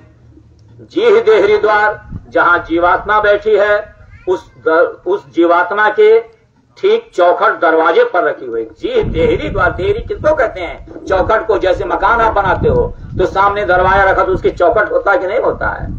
उसी चौखट पर वो राम नाम की मणि रखी हुई है। कौन सी मणि? परम प्रकाश रूप दिन रात्रि, जिसमें अपार प्रकाश हो रहा है। उसी प्रकाश में ही सामने वो जो मोक्ष प्राप्त करने का दरवाजा है, ठीक उसी के सामने दरवाजा है। उसी रोशनी में आपको दरवाजा दिखाई पड़ेगा और दरवाजे से निकल करके आप अपने मोक्ष धाम चले जाओगे। लेकिन वो दरवाजा बताएगा कौन? कौन बताएगा? भेदी लीजिए साथ कर, दीजिए पंथ लखाए, और कोटि जन्म का पंथ है, पल में पहुंचा जाए। भेदी कौन है? सदगुरु होते हैं। सदगुरु उसके भेदी होते हैं। आप जानते हो प्रेमी भाई बहनों कि जब नरकों में मार पड़ती है, 84 में सजाएं मिलती हैं, जीव चीखता चिल्लाता रोता है, कोई उसका मददगार नहीं होता है। जैसे आपका लड़का किसी अपराध में जेल में बंद कर दिया जाए और जेल के अंदर पुलिस उसको लाठी मार रही है। अब जेल के अंदर बच्चा छटपटा रहा है, चिल्ला रहा है, कोई मुझे बचाओ बचाओ, तो जेल के अंदर कोई बचाएगा? लेकिन जेल के बाहर आपका पिता खड़ा है। किसका? जिसका बच्चा जेल में बंद है, उसका पिता बाहर खड़ा है। और जब अंदर लाठी बरस रही है और बच्चा चिल्ला रहा है, हाय मैं मर गया, अब पैर टूट गया, अब मुझे कोई बचा लो। अब जब उसकी अंदर की तरफ वो चीख आवाज जब बाहर निकलती है और वो बाहर खड़ा जब पिता उसका सुन रहा है, तो पिता का कलेजा क्या कहता होगा? बच्चा कितना अपराध क्यों ना कर दिया गया हो, लेकिन अब बच्चे की आह को सुन करके पिता का कलेजा फट जाता है। और उसी दिन से वो अपने बच्चे को उस जेल खाने से निकालने के लिए कोई ना कोई जतन निकालता है कि अब जेल खाने से इसको निकाला जाए। ऐसे ही है भाई बहनों, वो नरकों की मार, वो 84 लाख योनियों की यातनाएं, वो जीव का रोना चिल्लाना कष्ट तकलीफ, ये जीव जो ये परम पवित्र है, कुत्ता बिल्ली की योनि में जाकर के जब टट्टी खाता है, सड़ा मांस खाता है, वो प्रभु जब देख रहा है तो प्रभु दुखी होता है कि नहीं दुखी होता है? अब इनकी आह पुकार को कौन सुनेगा?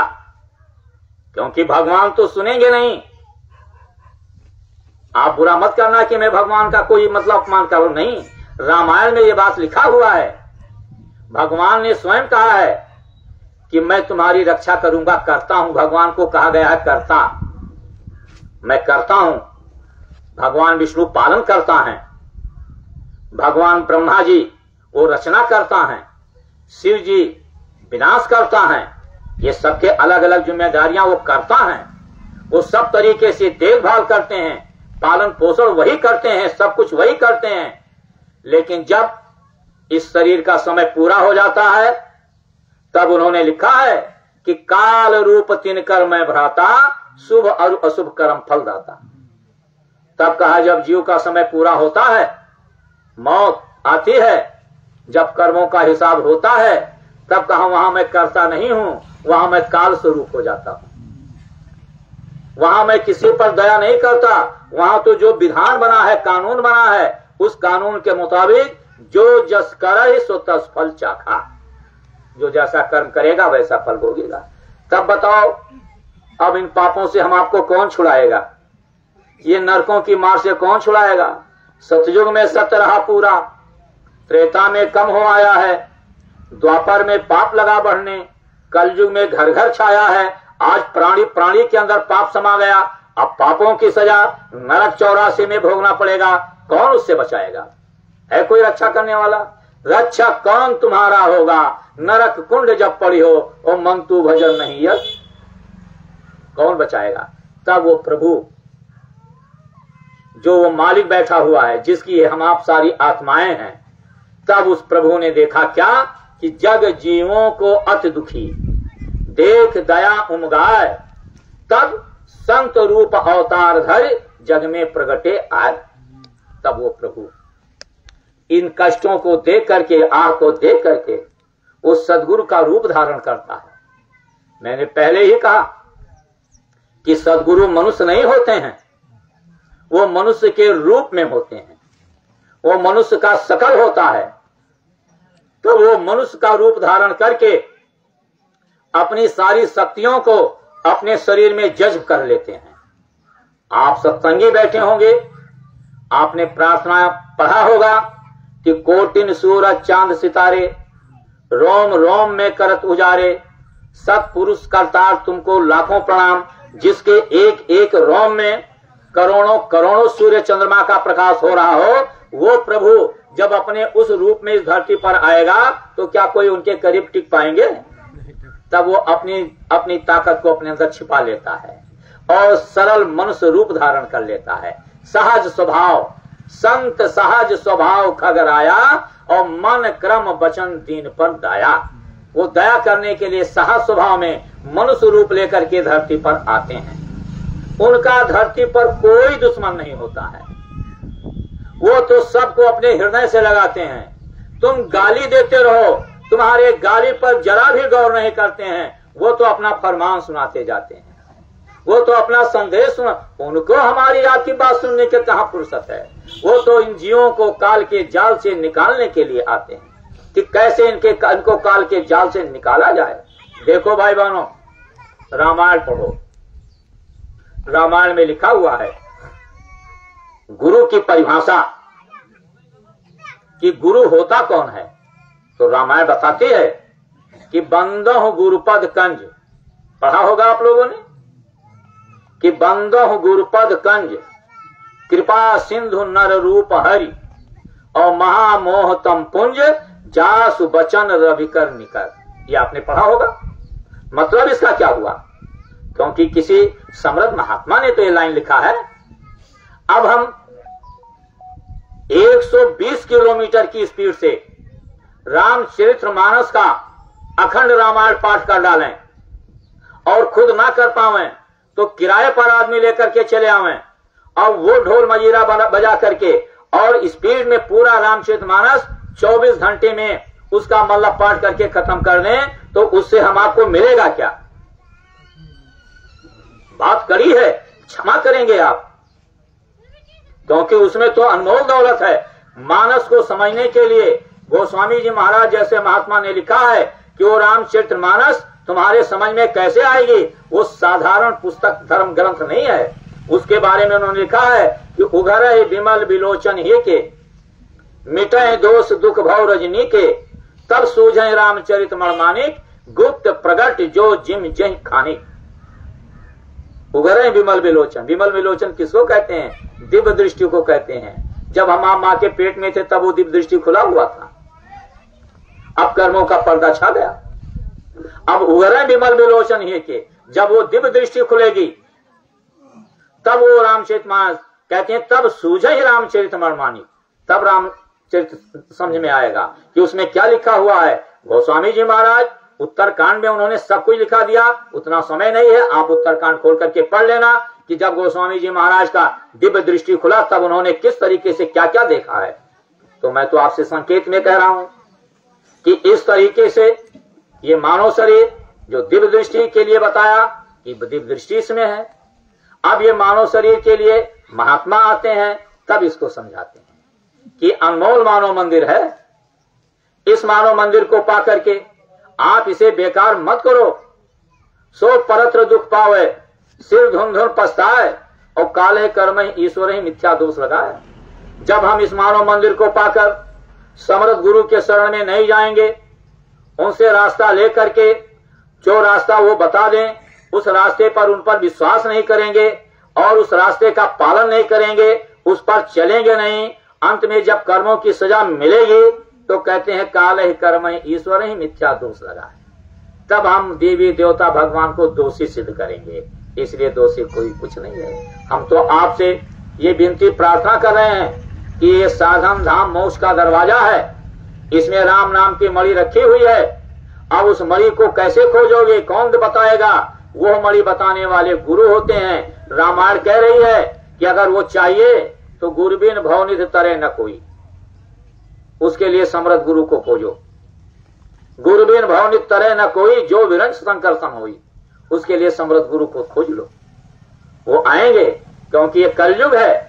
कलयुग में जब उन्होंने कहा कि जब जग जीवों को अति दुखी देख दया उमगाए और संत रूप अवतार धर जग में प्रगटे आए, तो मनुष्य शरीर धारण करके वो प्रभु हमेशा इस धरती पर आया है।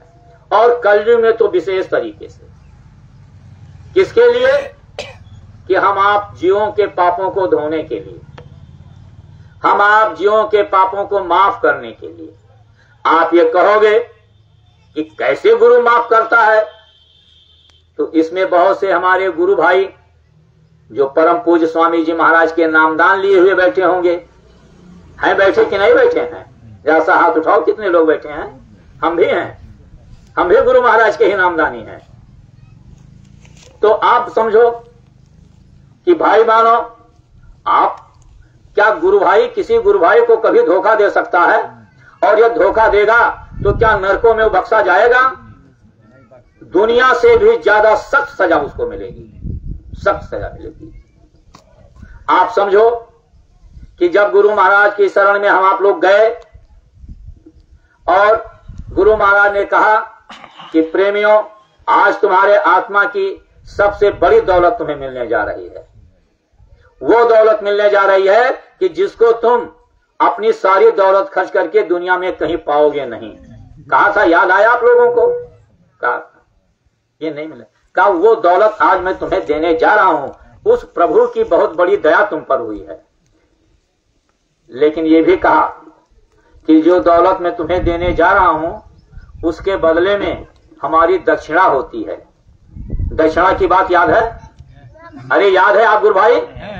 कहा था मेरी दक्षिणा होती है, तो आज मेरी दक्षिणा दे दो। एक बात और कहा था कि आज मौका है, दे दो, क्योंकि मौका बार बार जीवन में नहीं मिलता है, कभी कभी वो मौका मिलता है। जैसे रविदास महात्मा राजा के शहर में रहते थे, बाहर कुटी छा करके, पूरे थे, समर्थ थे और जूता सिलने का काम करते थे। जब राजा को भनक लगी कि हमारे शहर में कोई समर्थ महात्मा है, तो चूंकि राजा लोक लज्जा बस सोचा कि दिन में जाएंगे तो जनता हंसेगी, क्योंकि वो छोटी जाति में जन्म लिए थे। जात न पूछे साधु की, पूछ लीजिए ज्ञान, और मोल करो तलवार की, बड़े रहन दो म्यान। लेकिन जो जाति पाति में फंस जाते हैं वो धोखा खा जाते हैं। तो राजा ने कहा अब रात में चलेंगे, नहीं तो दुनिया हम पर हंसेगी कि छोटी जाति से मिलने के लिए राजा गए हैं। तो रात में गए, अंधेरे में अपना लिबास बदल करके, जो राशि पोशाक था उसको उतार कर रखा, साधारण कपड़ा पहन लिया, मंत्रियों को साथ में लेकर गए महात्मा के यहाँ। रात अंधेरी हो गई थी, महात्मा जी अपना चिराग जलाए और जूता सिलने का काम कर रहे थे। आवाज लगी, महात्मा जी बाहर आए, देखा राजा को। राजा फौरन घोड़े से उतरा गया, महात्मा जी को प्रणाम किया। महात्मा जी ले गए, अंदर बैठाए, जो भी हो सका सेवा सत्कार किया, हाल चाल कुशल क्षेम हुआ। फिर सत्संग सुनाने लगे। सत्संग, महात्मा की सबसे बड़ी दौलत क्या होती है? सत्संग होती है, सत्संग होती है। रामायण में लिखा है, गुरु महाराज भी सुनाते थे कि सत्संग जल जब कोई पावे तब मैलाई धुल धुल जाए। और रामायण में क्या रखा? बिनु सत्संग न हरि कथा और सो बिन मोह न भाग, और मोह गए बिनु राम पद होए न दृढ़ अनुराग, और मिले न रघुपद बिन अनुरागा, किए कोट जप तप मख जागा। करोड़ों जप तप हवन पूजा कर डालो, लेकिन प्रेम नहीं पैदा होगा तो क्या प्रभु मिलेगा? और प्रेम कैसे पैदा होगा? बिन सत्संग न हरि कथा। बिना सत्संग के हरि का कथा कौन सुनाएगा? अभी शुरू में मैंने बता दिया हरि की कथा क्या होती है। तो सत्संग कौन सुनाएगा? जिसने हरि का दर्शन किया है, जो हरि के पास जाता है, जो हरि के पास रहता है, वो सत्संग सुनाता है। वो हरि के तद्रूप होते हैं। इसीलिए मैंने रामायण की बात सुनाई थी कि रामायण में लिखा है कि गुरु बिन भवनिध तरे न कोई, बिना गुरु के पार नहीं जाएगा।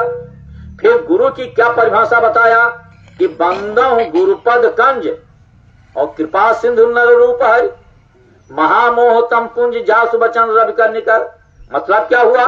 मतलब सीधे हुए हुआ कि बंदहु गुरुपद कंज, मैं कंज गुरु के चरण कमल की वंदना करता हूं। अब आप भाई बैठे होंगे तो सोचे होंगे भैया अभी तक गुरु गुरु सुनते थे, ये कंज गुरु कौन से पैदा हो गए? ऐसा नहीं है।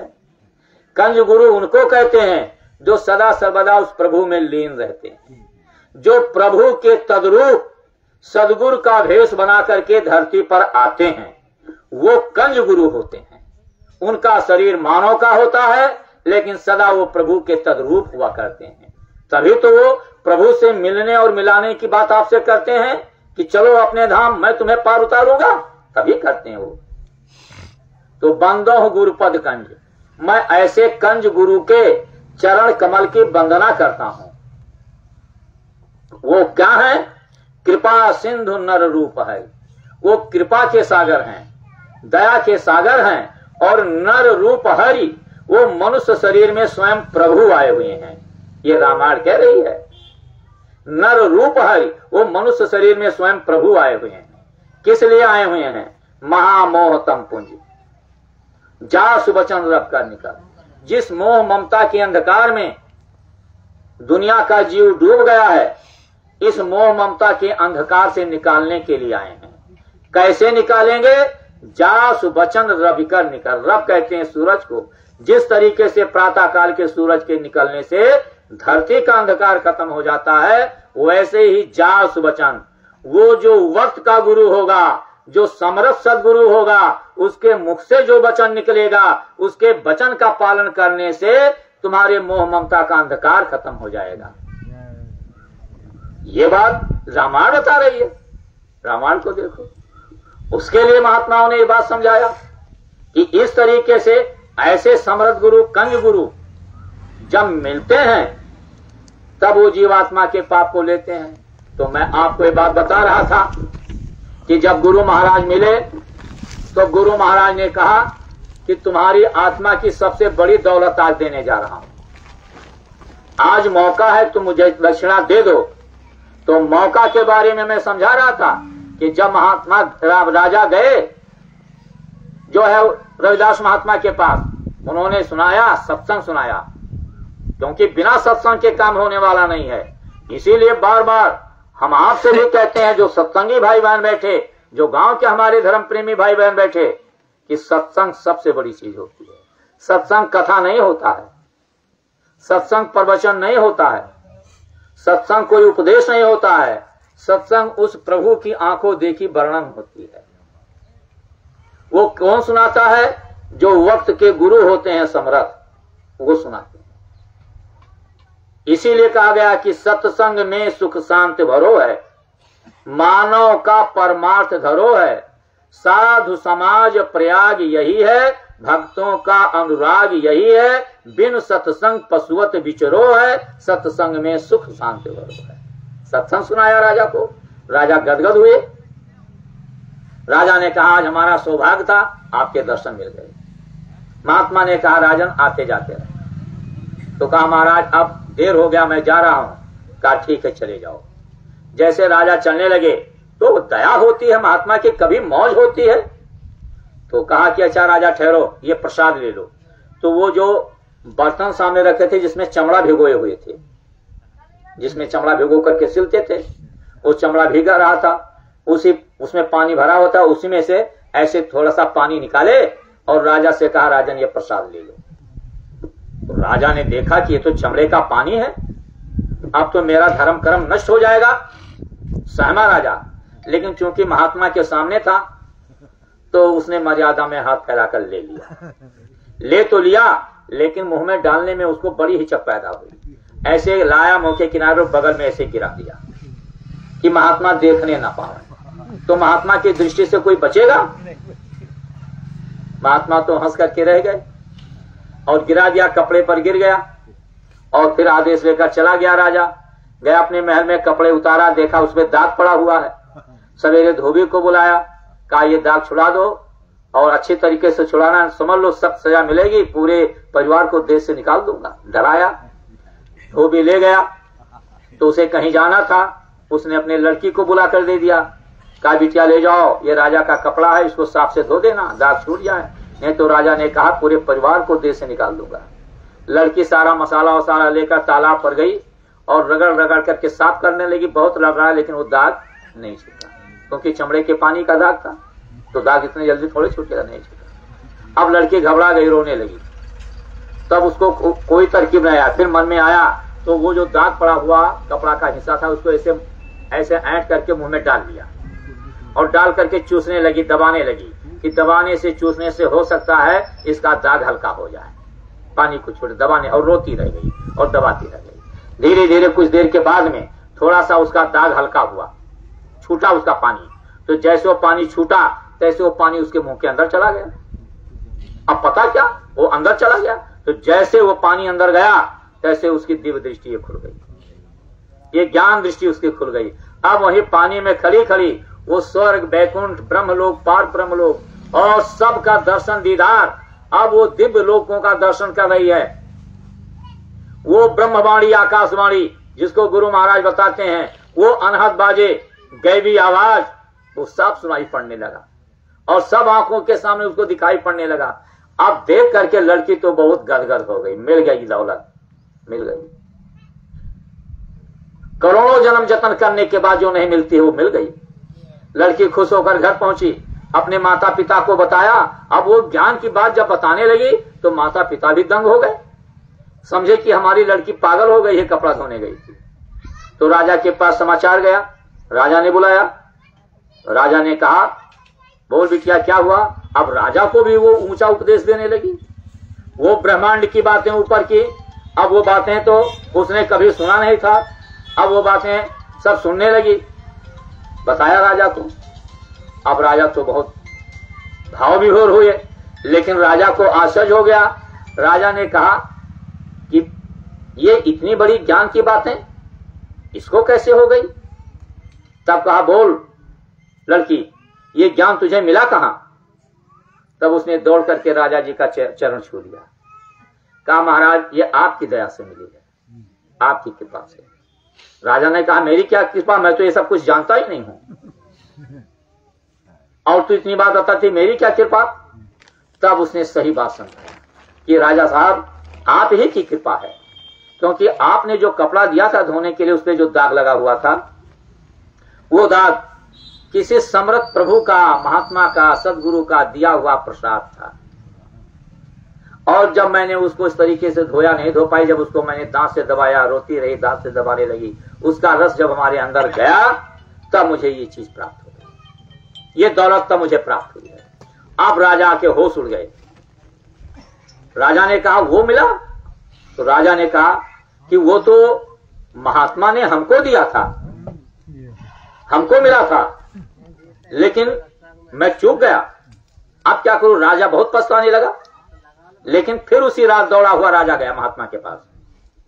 महात्मा जी ने फिर सम्मान किया, बैठाया, सत्संग सुनाया। और जब राजा उठकर चलने लगे, कहा महाराज जा रहा हूं। कहां? चले जाओ। महात्मा जी ने प्रसाद नहीं दिया। कई बार राजा ने कहा, जब जब कहा कि चला जाऊं तो कहा हाँ चले जाओ, चले जाओ। अंत में राजा ने कहा महाराज जब मैं पिछले दिन आया था तब आपने प्रसाद दिया था, तो थोड़ा सा प्रसाद दे दीजिए। तब महात्मा जी हंस पड़े। कहा राजा तब मौज थी, तब मौका था, अब वो मौका निकल गया। तब तो मैंने दे दिया था,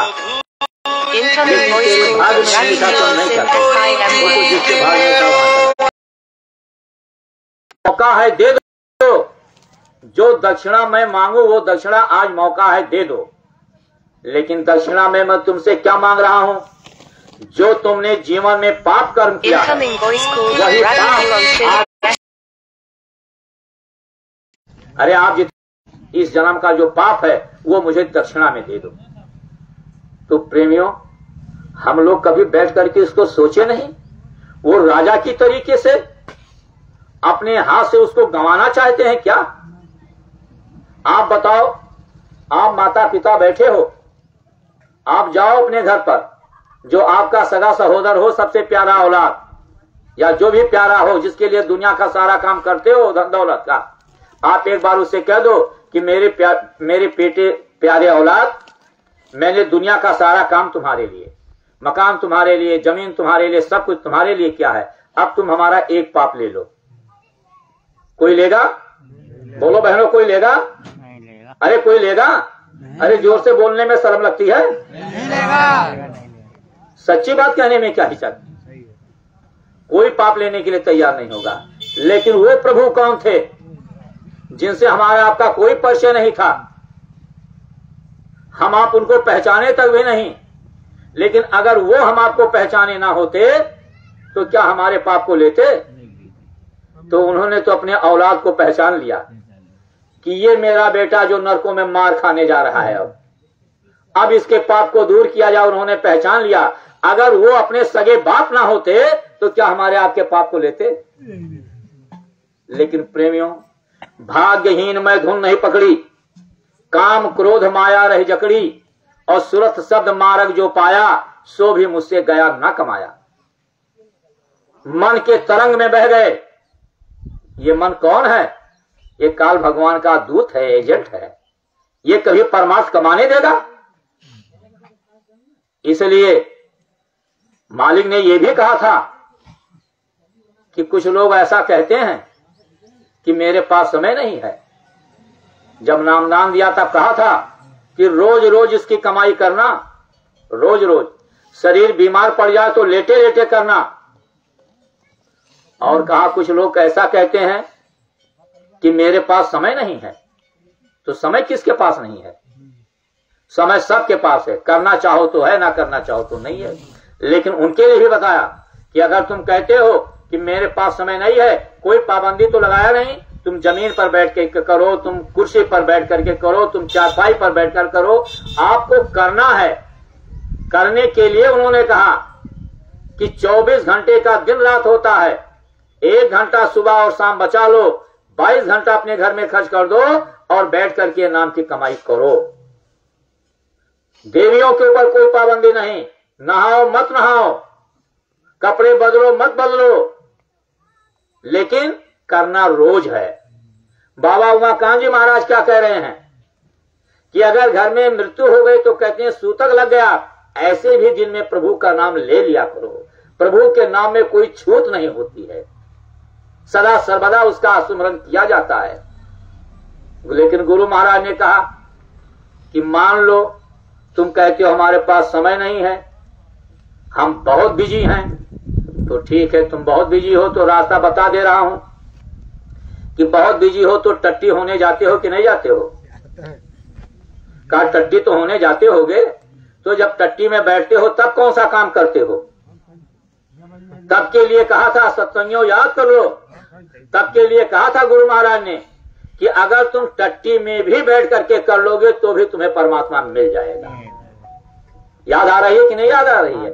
अरे बहनों भाइयों, याद आ रही है कि नहीं याद आ रही है? लेकिन आगे और कहा था टट्टी में भी ना बैठ कर सको तो चुल्लू में पानी लेकर के डूब करके मर जाओ, फिर ऐसी जिंदगी से लानत है तुम्हें। ये भी कहा था, ये भी कहा था।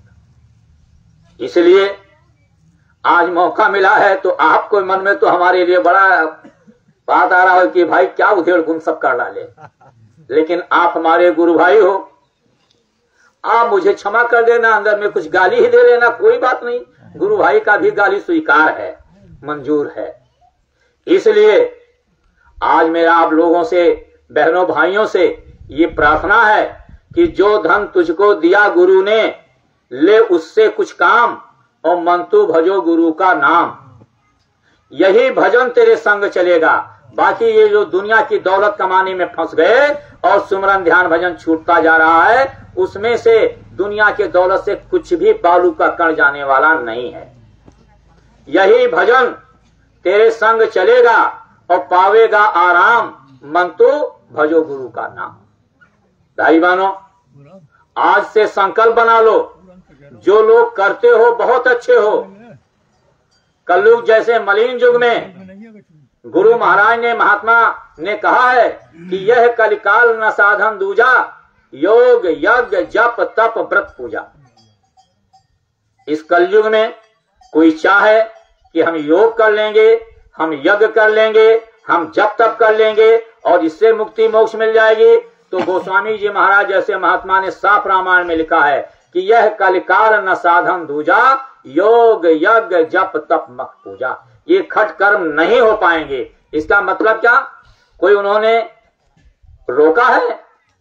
इसलिए कहा है कि ये योग यज्ञ जप तप व्रत ये सतयुग त्रेता द्वापर की पूजा है। सतयुग में 1 लाख वर्ष की उम्र होती थी, तब आदमी योग करते थे। सतयुग योगी सब विज्ञानी। त्रेता में 10,000 वर्ष की उम्र होती थी, तब लोग यज्ञ करते थे। त्रेता विविध यज्ञ नर करहीं। द्वापर में 1000 वर्ष की उम्र होती थी, तब लोग द्वापर कर रघुपद पद पूजा और नर भवतर है उपाय न दूजा। और आज कलयुग में 100 साल पूरा करना कठिन है। 100 साल की औसत आयु बताया गया भाई बहनों, लेकिन बड़ा कठिन है पूरा करना। 100 से अंदर ही चला जाना पड़ता है, बिरले लोग 100 को पार कर पाते हैं। तो अभी 100 साल की उम्र में वो सतयुग त्रेता द्वापर की पूजा कर पाएंगे? लेकिन कहते हैं करेंगे वही, चाहे मिले कुछ नहीं। ऐसे फंसे रह जाओगे। अब महात्मा सही रास्ता आपको बताते हैं कि इस कलयुग में कौन सी पूजा, वो जो प्रभु धरती पर आए हम जीवों के लिए, मानव रूप धारण करके सदगुरु आए, उन्होंने कलयुग में जीवों के लिए सुगम रास्ता बनाया, सरल रास्ता बनाया। कौन सा रास्ता बनाया? कि नाम प्रताप प्रगट कल माही। कलयुग में नाम की महिमा। कौन सी नाम की महिमा? कि नाम लेत भव सिंधु सुखाई, करो विचार सृजन मन। जिस नाम के सुमरन से भव सागर सूखेगी, जिसके लिए रामायण में लिखा है कि कलयुग केवल नाम आधारा, सुमिर सुमिर नर उतरे पार। वो नाम कौन सा नाम है? वो कहाँ नाम मिलेगा? वो कौन नाम बताएगा? तो नाम ऐसे नहीं है। नाम की महिमा के बारे में कहा गया है, कहाँ लग करूं मैं नाम बढ़ाई, और राम सकहीं न नाम गुण गाई। सुमेर पवन सुत पावन नामो, अपने बस कर राखो रामो। जिन्होंने नाम का सुमरन किया और प्रभु को अपने ऊपर खुश कर लिया, उस नाम का आप सुमरन करोगे तो क्या प्रभु आपके ऊपर खुश नहीं होगा? लेकिन वो नाम बताएगा कौन? नाम सदा संतन आधीना, और संत बिना कोई नाम न चीना। आप कह दो कि हम अपने मन से जो नाम हम जानते हैं वो नाम कहेंगे, तो वो नाम, वो तो जो नाम आप जानते हो वो नाम निमित्त अवतार का नाम है। जैसे भगवान श्री राम आए, भगवान श्री कृष्ण जी आए, ये निमित्त अवतार कहलाए हैं कि जो समय समय पर पाप के बढ़ने पर तब धरती पर आए हैं, पापियों का विनाश करके धर्म की स्थापना किया है। लेकिन जो नाम जीवों को भवसागर से पार उतारेगा, वो नाम सदा संतन आधीना। उस नाम के बारे में रामायण में महिमा लिखी है कि एक अनीह अरूप अनामा, सो सच्चिदानंद प्रधान। जिसका नाम, जिनका रूप, जिनका स्थान न कभी बदला है और न कभी बदल सकता है। सदा सर्वदा सृष्टि रहे ना रहे, लेकिन वो नाम सदा सर्वदा एक रहेगा, उसमें कोई परिवर्तन नहीं हो सकता है। वो नाम कौन देगा? जब वो प्रभु धरती पर आते हैं सदगुरु का रूप धारण करके, तब उस नाम का खजाना लाते हैं और दुनिया के जीवों को उस नाम की दौलत को मुफ्त में दान में बांटते हैं, दान देते हैं। नाम का क्या मिलता है? दान मिलता है। नाम को कोई पैसे से खरीद पाएगा? वो नाम का दान देते हैं। और जब तक उस प्रभु की मौज है इस कलयुग में, बराबर नाम का दान मिलता ही रहेगा। अब कोई कह दे कि ये नाम दान बंद हो गया, अब खाली जय गुरुदेव नाम लोगे तो पार हो जाओगे। लेकिन वक्त का सदगुरु जब कोई ऐसी बात नहीं कह रहा, तो आप अपने मन से क्यों कह रहे हो? 5 नाम का सुमरन करें। जब इस कलयुग का शुभारंभ हुआ था, तो सबसे पहले आज संत सदगुरु कबीरदास जी महाराज आए थे, जिन्होंने ये 5 नाम का भेद खोला। किसके लिए? जीवों को भवसागर से पार लाने के लिए, नाम जहाज पर बैठाने के लिए, लेकर के जाने के लिए। और जब उनके निजधाम जाने का समय हुआ, तब ये संत मत का नियम हमेशा चलता रहेगा। तब उन्होंने वो दौलत और वो अधिकार किसको दिया? गुरु नानक देव जी महाराज को दिया। उसके अधिकारी वो थे। उस समय अधिकार होता है ना, जो काम करेंगे। और गुरु नानक देव जी महाराज ने बाहर से, तो कबीरदास जी महाराज ने सत साहब नाम जगाया था बाहर से, और अंतर जीवात्मा के लिए 5 नाम का भेद बताया। और उसके बाद जब गुरु नानक देव जी महाराज को दौलत मिली, तब उन्होंने बाहर से जीवों के लाभ के लिए, जो बाहरी मुसीबतों में फायदा करेगा, उसके लिए कौन सा नाम बताया? वाहेगुरु सतनाम जगाया। और 5 नाम का भेद आत्मा के कल्याण के लिए बराबर दिया। जब उनके निजधाम जाने का समय हुआ, तो सिखों में 10 गुरु हुए, एक के बाद एक, एक के बाद एक, एक के बाद एक, जो उसका उत्तराधिकारी बनने की योग्यता उसको देते गए। इसी संत मत में फिर राधा स्वामी नाम आया। कौन जगाए? स्वामी शिवदयाल जी महाराज ने जगाया। उनको मिला राम, उन्होंने इस राम को जगाया। फिर स्वामी विष्णु दयाल जी महाराज, फिर उसके बाद में हमारे गुरु महाराज के गुरु महाराज दादा गुरु जी महाराज, और बराबर राधा स्वामी नाम चलता रहा। और फिर उसी में अपने गुरु महाराज बाबा जय गुरुदेव जी महाराज आए, जिन्होंने अपनी कठिन तपस्या से जय गुरुदेव नाम जगाया। लेकिन क्या 5 नाम को रोक दिया? नहीं रोका, क्योंकि ये 5 नाम वो निर्णायक नाम है, वो ध्वन्यात्मक नाम है, ये कभी नहीं बंद होगा। और जो बाहर का नाम जय गुरुदेव नाम, या राधा स्वामी जी महाराज का नाम, या वाहेगुरु सतनाम, ये बाहर का वर्णात्मक नाम था। उन्होंने जय गुरुदेव नाम जगा दिया, और 5 नाम, 5 रूप, 5 स्थान का भेद जीवों को दिया। करोड़ों लोगों के मांस मछली अंडा शराब को छुड़ाया, लोगों को नाम की अनमोल दौलत दिया। और जब उनके निजधाम जाने का समय आया, क्योंकि गुरु महाराज बराबर ये कहा करते थे कि बच्चा, ये तो काल भगवान का दिया हुआ शरीर है, समय सबका पूरा होता है, सबको छोड़ना पड़ता है ये शरीर, आपको भी छोड़ना पड़ेगा और मुझको भी छोड़ना पड़ेगा। सत्संग में बराबर सुनाते रहे, हम आपको याद है कि नहीं याद है आप जानो। और जब उनके निजधाम जाने का समय हुआ, इधर अपने उत्तर प्रदेश में उन्नाव जिला पड़ता है, कानपुर से आगे, वहां पर वो सीरतगंज नाम का एक आश्रम है गुरु महाराज का, आज भी है। वो सीरतगंज एक बाजार है, वहां पर गुरु महाराज का आज भी आश्रम है। वहीं पर गुरु महाराज का काफिला गया हुआ था। उस समय गुरु महाराज अस्वस्थ रहते थे, आप सब लोग जानते होंगे। और जब गुरु महाराज सत्संग सुनाने के लिए मंच पर विराजमान हुए, तो ये भी आप जानते हो कि जहां भी वो जाते थे, सत्संग सुनाते थे, तो ये बाबा उमाकांत जी महाराज टाट पहनते थे, हमेशा उनके साथ रहते थे।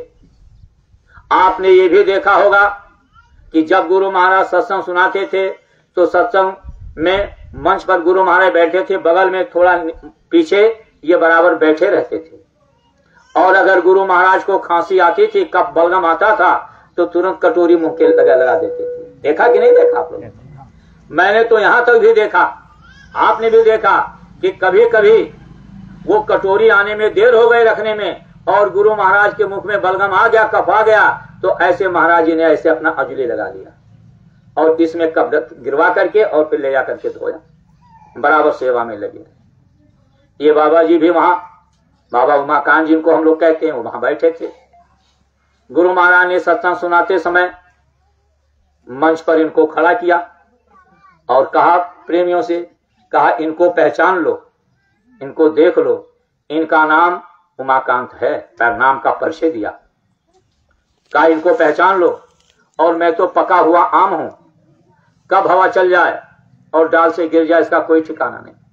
तो जब मेरा शरीर नहीं रहेगा, तब ये नए को नाम बताएंगे, नामदान देंगे, ये कहा ये नए को नाम बताएंगे, नामदान देंगे, और तुम जितने पुराने हो तुम्हारी संभाल यही करेंगे। 2 आदेश दिया था, कहा तुम्हारी संभाल यही करेंगे। और आगे ये भी कहा था कि जब ये जाने लगेंगे तो ये भी किसी को बताकर जाएंगे, जो आता जाता होगा पूरा होगा, वो बता करके जाएंगे। ये गुरु महाराज के वचन थे। भाई बहनों, परम पूज्य बाबा उमाकांत जी महाराज ने जब गुरु महाराज अपना चोला बदले निज धाम पधारे और जब सत्संग का कार्य शुरू किया, वो इतिहास विलक्षण है, उसकी क्या जरूरत है आपको। अब बाबा जी ने जब काम शुरू किया तो बाबा उमाकांत जी महाराज ने अपने श्री मुख से बात कहा कि गुरु महाराज ने मुझको 2 आदेश दिए थे। एक आदेश दिया था कि नए को नाम बताना, नामदान देना। तो उन्होंने कहा कि मेरी इच्छा तो नहीं थी, क्योंकि नामदान देने में कर्मों का बड़ा लेना देना चुकाना पड़ता है। जीवों के कर्मों को, पापों को। गुरु महाराज ने कहा, बाबा जी ने कहा कि मेरे बस की बात नहीं, करो और लोगों को नाम देना शुरू कर दो। अगर देना शुरू कर दोगे, इनको नाम दे दोगे और ये भजन कर लेंगे तो काम इनका बन जाएगा, और यदि बीच में ही शरीर छूट गया तो ये मनुष्य शरीर पाने के हकदार हो जाएंगे, नरक और 84 जाने से बच जाएंगे। जब गुरु महाराज के इस तरीके से आदेश हुआ तो मैंने नामदान देना शुरू कर दिया, और देश में लाखों लोगों को नामदान दे चुका और दे रहा हूं। 16 देशों में, विश्व के 16 मुल्कों में भी जाकर के नामदान दिया। 40 देशों में शाकाहार का प्रचार और जय गुरुदेव नाम का झंडा लग गया। का वो काम जो गुरु महाराज ने दिया, जब तक गुरु महाराज की मौज बनी रहेगी तब तक मैं बराबर नामदान देता ही रहूंगा। और कहा, दूसरा आदेश दिए थे कि पुराणों की संभाल करना। कहा, प्रेमियों, जब तक हमारा शरीर रहेगा तब तक आप जितने भी गुरु महाराज के नामदानी हो, तब तक मैं आपकी संभाल करता ही रहूंगा। कहा, हमारे लिए तो सब अपने हो। कहा, मैं तब तक संभाल करता रहूंगा। और उसी दरमियान बाबा जी ने यह भी कहा मन से सत्संग सुनाते समय कि प्रेमियों, मेरी तो इच्छा है कि आप जितने भी गुरु महाराज के नामदानी हो, इसी जन्म में सबको पार कर दिया जाए। ये कहा था। कहा, इसी जन्म में सबको पार कर दिया जाए, और जितने नए लोग नामदान ले रहे हो, अगर तुमने भी इच्छा जगा दिया तो इसी जन्म में तुमको भी पार कर दिया जाएगा। तो आप इस बात को समझो, पार करने का पावर गुरु के अलावा और किसी में होता है। भाई बहनों, एक छोटी सी बात मैं बताऊं। गुरु हरकिशन जी का नाम आप लोगों ने सुना होगा, वो सिखों में हुए हैं। गुरु हरकिशन जी महाराज, उनके बहुत प्रिय शिष्य 2 थे। एक थे मक्खन शाह जी और एक थे तेगा, जिनका नाम बाद में तेग बहादुर हुआ है। उनका नाम आप लोगों ने सुना होगा। तो बराबर वो वहां सेवा करते थे। जब बाबा तेज बहादुर सिंह जी महाराज का, जब गुरु तेग बहादुर उनका जो है हरकिशन जी का जब समय पूरा हुआ शरीर छोड़ने का, तो उस समय मक्खन शाह जो थे वो बहुत बड़े व्यापारी थे। व्यापार करने विदेश में जाते थे। तो चले गए थे व्यापार में। आश्रम पर तेगा जी थे और भी आश्रम के सत्संगी जिम्मेदार थे। तो सबको बुलाया बाबा हरकिशन जी महाराज ने और सबसे कहा, देखो प्रेमियों, अब तो मेरा ये शरीर छोड़ने का समय आ गया। तो तुम लोगों को मैं समझा दे रहा हूं कि ये जो तेगा जी हैं, ये संगत का सारा काम देखेंगे। ये सारी व्यवस्था और सारा काम इनकी सुपुर्दगी में किया जा रहा है। तुम सब लोग इनका साथ देना, इनके साथ मिलकर के रहना और आपस में झगड़े फसाद मत करना। ये कहकर के 2 दिन में बाबा जी ने अपना शरीर त्याग दिया, हरकिशन जी ने। उसके बाद कुछ दिन जब बीता तो वो आश्रम के सब लोग इकट्ठा हो गए और उन्होंने आपस में विचार किया। कहा कि गुरु महाराज तो तेगा के लिए कहे गए हैं और ये सीधे सरल रहते थे। कहा इनके लिए कहे गए हैं, तो ये कौन होते हैं आश्रम के? आश्रम के तो मुख्य जिम्मेदार हम लोग हैं। ये तो आते थे सेवा करते थे, आश्रम के हम मुख्य जिम्मेदार हैं, इनका यहाँ पर क्या रखा हुआ है। उनको बुलाया और उनको वहां से उन्होंने निकाल दिया, कहा तुम यहाँ से चले जाओ, तुम्हारा यहाँ कुछ नहीं है, यहाँ की गद्दी मेरी है, हम इसको देखेंगे। तो गुरु तेग बहादुर जी महाराज ने कहा कि आप हमारे गुरु भाई हो, इसमें हमारा आपका क्या झगड़ा, आपकी इच्छा है तो मैं जा रहा हूं, क्योंकि जिस पेड़ में फल आता है वो डालें झुक जाती है, वो विवाद नहीं करना चाहती। चले गए। कहां गए? वहां से काफी दूरी पर एक बाबा बकाला नाम का गांव था, आज भी वो गांव है, बाबा बकाला है वहां, तो बहुत अच्छी वहां की वो हो गई है। वहां चले गए और वहां एक झोपड़ी बनाया, गुरु महाराज का, हरकिशन जी महाराज का एक तस्वीर लगा दिया और पीछे एक झोपड़ी बना करके अपना साधन भजन वहीं करने लगे। कहा एकांत अपना भजन ही करें।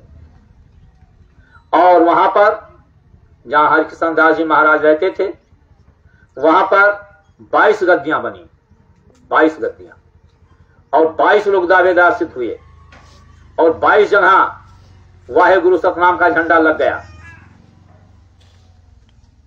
कुछ दिन के बाद जब मक्खन शाह जी लौटे व्यापार से, तो आ रहे थे, रास्ते में वो पानी के जहाज से आना जाना रहता था, जहाज से आ रहे थे, बीच जब जो है समुद्र में जहाज पहुंची तो जहाज डूबने लगी, आधे से ज्यादा जहाज डूब गई। अब जो वो नाव चलाने वाला चालक था, वो जोर से चिल्लाया, लोगों को बताया कि भाई अपनी अपनी जान बचाओ, अब ये नाव हम नहीं निकाल पाएंगे, आधा से ज्यादा नाव डूब चुकी है, अब तुम लोग अपने भगवान को याद करो। मैं चला और उसने समुद्र में छलांग मार दिया। उनको तो जानकारी सब रहती है। अब सब लोग चिल्लाने लगे, अब मर गया, अब मर गया, बहुत लोग थे, अब मर गया, कौन बचाओ, कोई भगवान है, कोई राम है, सब अपने अपने देवी देवता की स्मरण करने लगे। तो उसी में मक्खन शाह भी थे। मक्खन शाह ने देखा कि अब तो मैं भी मरा, मेरा भी धन माल जा रहा है। तब इन्होंने गुरु को याद किया कि वाहे गुरु सतनाम, उस समय जगा हुआ नाम वही था, वाहे गुरु सतनाम जान बताओ, वाहे गुरु सतनाम माल बचाओ। अगर जान माल की रक्षा हो गई तो निकलने के बाद गुरु जी मैं आपकी गद्दी पर आकर के 500 असरफी चढ़ा दूंगा, जान माल की रक्षा करो। अब वाहे गुरु की तेर लगाए, आंसू आया तो दया गुरु की हो गई, क्योंकि गुरु महाराज भी तो कहते हैं जब तुम मुसीबत के दिनों में, जब कोई तुम्हारा मददगार ना हो, तब तुम जय गुरुदेव नाम पुकारो, देखो यह नाम तुम्हारी मदद करता है कि नहीं करता है। कहा कि आवाज दिया, संभाल हो गई, जहाज निकल आई, जहाज किनारे लग गई, सब लोग अपने अपने घर गए, ये भी अपना माल असबाब लेकर घर आए। 2-3 दिन बीता तो उन्होंने सोचा कि मैंने 500 असरफी चढ़ाने के लिए कहा है, तो जाकर के गुरु महाराज की गद्दी पर चढ़ाऊं। गए, वहां जब पहुंचे तब पता चला कि गुरु जी महाराज ने तो शरीर छोड़ दिया। अब इनको बहुत दुख हुआ कि गुरु महाराज मैं ही एक ऐसा पापी भागा था कि अंतिम दिन में मैं आपका दर्शन ही नहीं कर पाया। बहुत रोए, बहुत दुखी हुए। फिर सोचा कि गुरु महाराज गए तो किसी को तो जिम्मेदारी देकर गए होंगे, तो पता लगाए, तो पता चला 22 जगह गद्दी बनी हुई है और सब जगह वाहे गुरु सतनाम का झंडा लगा, और जहां जा रहे हैं वही कहता है गुरु महाराज हमको कह गए हैं, जहां गए वही कहता है गुरु महाराज हमको जिम्मेदारी दे गए हैं। तो जहां भी गए जिसने कहा हमको जिम्मेदारी दे गए, वहीं पर उन्होंने 2 असरफी चढ़ा दिया, 2-2 असरफी सब पर चढ़ाया। कहा जो सच्चा होगा वो तो पता चल ही चलेगा। 2-2 असरफी चढ़ाते, 22 पर 2-2 असरफी चढ़ा दिया। अब कोई नहीं रह गया। सोचा कि अब तो हमारे गुरु महाराज का सच्चा वारिस कोई नहीं है, क्योंकि मैंने तो 500 देने के लिए कहा था और 2 ही पर ये संतुष्ट हो रहे हैं, तो सच्चा वारिस कोई नहीं। फिर चलने लगे, तब तक गांव से एक बुढ़ा आया और मक्खन शाह को पहचाना। कहा तुम तो यहाँ आते थे, गुरु जी के यहाँ अपने बड़े सेवक थे। कहा तो गुरु जी चले गए। तो कहा अरे मक्खन वहां चले जा, बाबा बकाला में भी एक गद्दी बनी हुई है, वहां पर भी एक झोपड़ी बनी है, झंडा लगा है वाहे गुरु सतनाम का, तो जब यहाँ सबसे मिल लिए हो तो वहां भी मिल लो। तो इनके मन में आया भाई जब सबसे मिला तो वहां भी मिल लें, वहां भी चले जा चढ़ा दें, तो वहां भी चले गए।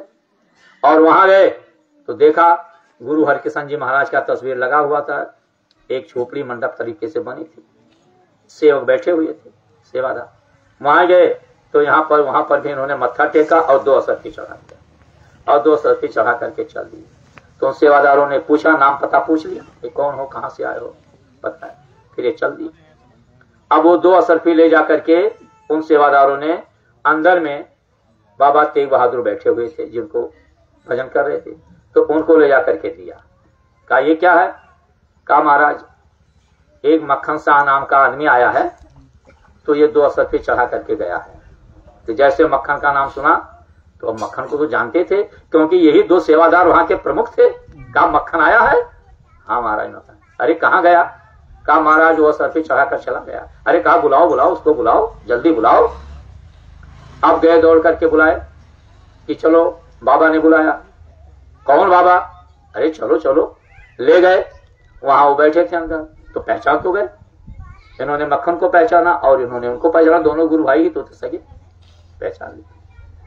तब बाबा तेग बहादुर ने कहा मक्खन बहुत दिन के बाद आया, लेकिन बोल मक्खन तू बेईमान कब से हो गया? क्योंकि महात्मा खरी बात कहने में चूकते नहीं है। बोल मक्खन तू बेईमान कब से हो गया? आप मक्खन को तो चौंक पड़े, ये हमारे गुरु भाई और हमको बेईमान क्यों कह रहे हैं? अरे कहा मक्खन तू बेईमान ही नहीं, तू झूठ भी बोलने लगा, तू झूठ भी बोलने लगा। तू तो इतनी सेवा करता था जब गुरुजी महाराज थे कि आता था तो महीनों महीनों दिन तू भंडारा चलाता था आश्रम पर, और आज तू ईमान का खोटा निकल गया, तू बेईमान हो गया, तेरे ईमान का कोई ठिकाना नहीं रहा। आप ये रोष में आ गए, आपने हमको कैसे कह दिया, हम बेईमान क्यों निकल गए, हम झूठे क्यों निकल गए, बताइए आप। कहा बता दूं? कहा बताइए। कहा ये बता कि जब तेरी नाव समुद्र में डूब रही थी तब तूने ये कहा था कि वाहे गुरु सतनाम जान माल की रक्षा हो जाए तो आकर के मैं गुरु महाराज की गद्दी पर 500 असरफी चढ़ाऊंगा। बोल कहा था कि नहीं कहा था? तब इन्होंने कहा हाँ कहा था। तो कहा जब तूने 500 चढ़ाने के लिए कहा तब ये 2 असरफी क्यों चढ़ाया? बस उठाकर उन्हीं के ऊपर फेंक दिया। कहा ले जा इसे भी, तो जब तू बेईमान निकल गया, तेरे ईमान का कोई ठिकाना नहीं, तो ये भी ले जा, मुझको इसको नहीं चाहिए। अब मक्खन शाह चौंक पड़े, क्योंकि बात तो बात होती है ना, चौंक पड़े। इन्होंने सोचा कि ये कैसे जान गए हमारी बात। तब हाथ जोड़ लिया, कहा आप मुझे ये बताइए कि जब मैंने वहां समुद्र में, मेरे जहां डूब रहे थे वहां मैंने समुद्र में कहा था, लेकिन आपने कैसे सुन लिया, वहां तो आप थे नहीं। तब तेग बहादुर जी ने कहा कि मक्खन अगर तेरी बात में सुना ना होता तो तेरी जहाज निकलती कैसे, और तू देखना चाहता है कि मैंने कैसे सुना और तेरी जहाज कैसे बची। कहा दिखाइए। तो कहा इधर पीछे आ जा, पीछे आ जा। जब पीछे बुलाया तो जो चद्दर ओढ़े बैठे हुए थे उस चद्दर को हटा दिया और कहा ये देख मेरी पीठ देख ले।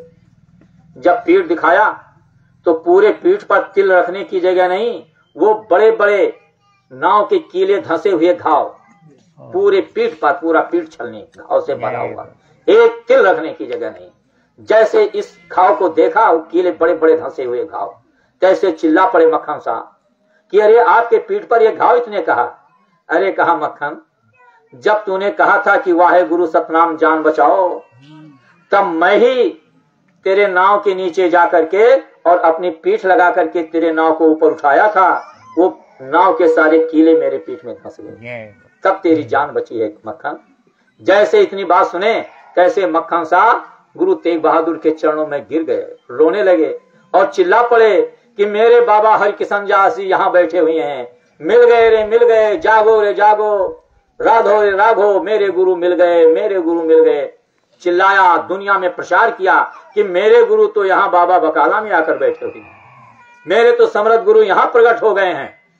और फिर उसी दिन से जी जान से लग गए। भाई बहनों, गुरु जिसको अपना जानसीन बनाता है, जानसीन का मतलब यह होता है कि गुरु उन्हीं में घुल जाते हैं। गुरु किसी हाड़ मांस का नाम नहीं होता है, गुरु किसी वेशभूषा का नाम नहीं होता है, गुरु एक पावर होता है। गुरु एक शक्ति होता है।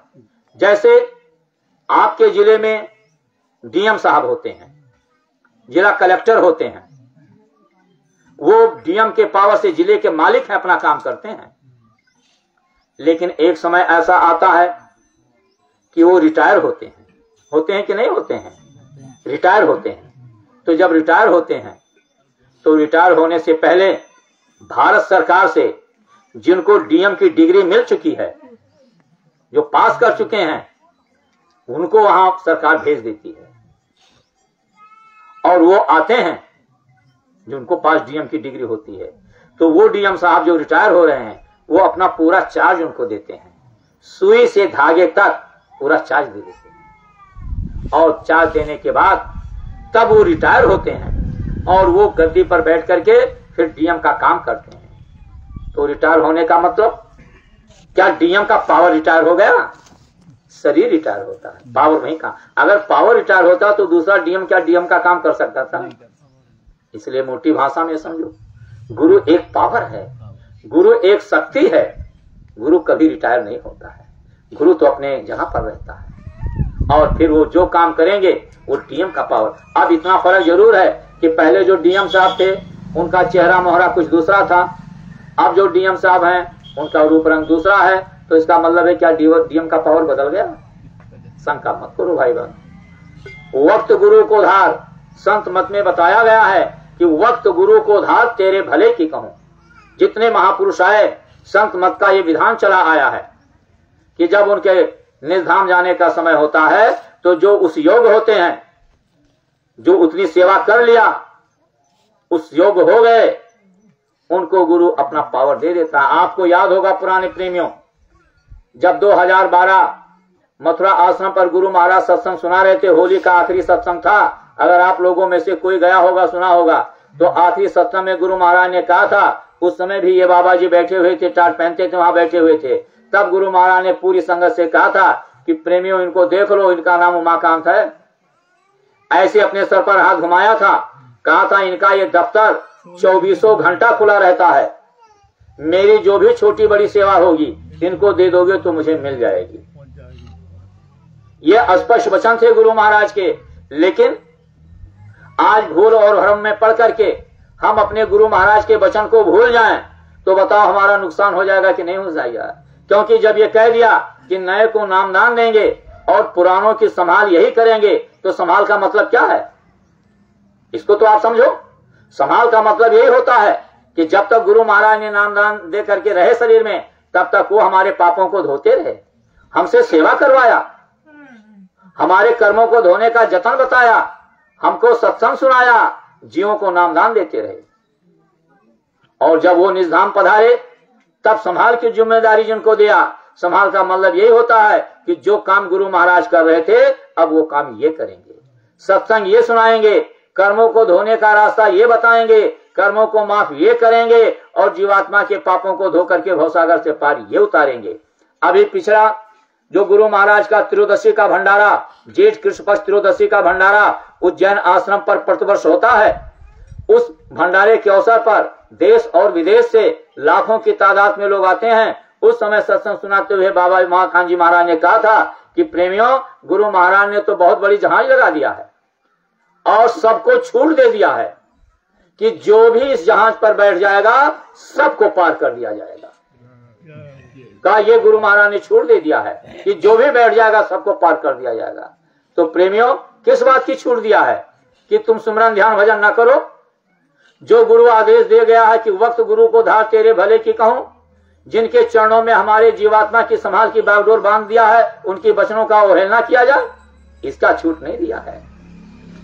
छूट इस चीज का दिया है कि कोई भी हो, किसी जाति मजहब का हो, छोटा हो बड़ा हो, पढ़ा लिखा हो अनपढ़ हो, औरत हो या मर्द हो, कोई किसी जाति कौम का हो, जो भी इस जहाज पर बैठेगा सबको पार कर दिया जाएगा, इसका छूट है। तो जहाज पर बैठने के लिए सुमरन ध्यान भजन करना होगा कि नहीं करना होगा? जो वक्त का गुरु है, वक्त गुरु के आदेश का पालन करना पड़ेगा कि नहीं करना पड़ेगा? क्योंकि अब उस नाम जहाज को खेने वाला जो मल्लाह है, जो उस नाम जहाज को खेगा, उस मल्लाह के आदेश का पालन करना पड़ेगा कि नहीं करना पड़ेगा? तो आप समझो, आप गुरु भाई हो, एक दिन ये मनुष्य शरीर ऐसे ही धोखे में चली जाएगी। देखो, आज भी गुरु महाराज सत्संग में सुनाते थे कि आज भी कितने भी वो सदगुरु कबीरदास जी महाराज को गए कितने दिन हो गए, कहा आज भी उनके जीव भटक रहे हैं। कितने पुराने संत महापुरुषों के जीव आज भी भटक रहे हैं। क्यों भटक रहे हैं? क्योंकि वक्त के गुरु पर उन्होंने शंका पैदा किया, इसलिए भटक रहे।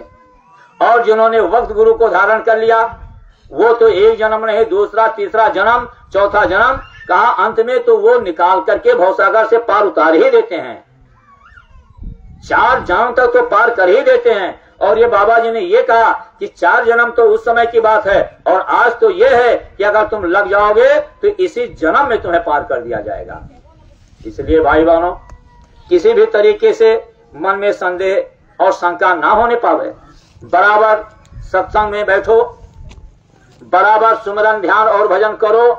अगर उनको चिंता ना होती तो इस समय गांव गांव में ये बाबा उमाकांत जी महाराज ने गांव गांव में सत्संगियों के कहा चले जाओ और हर 10 परिवार पर एक जिम्मेदार बना दो।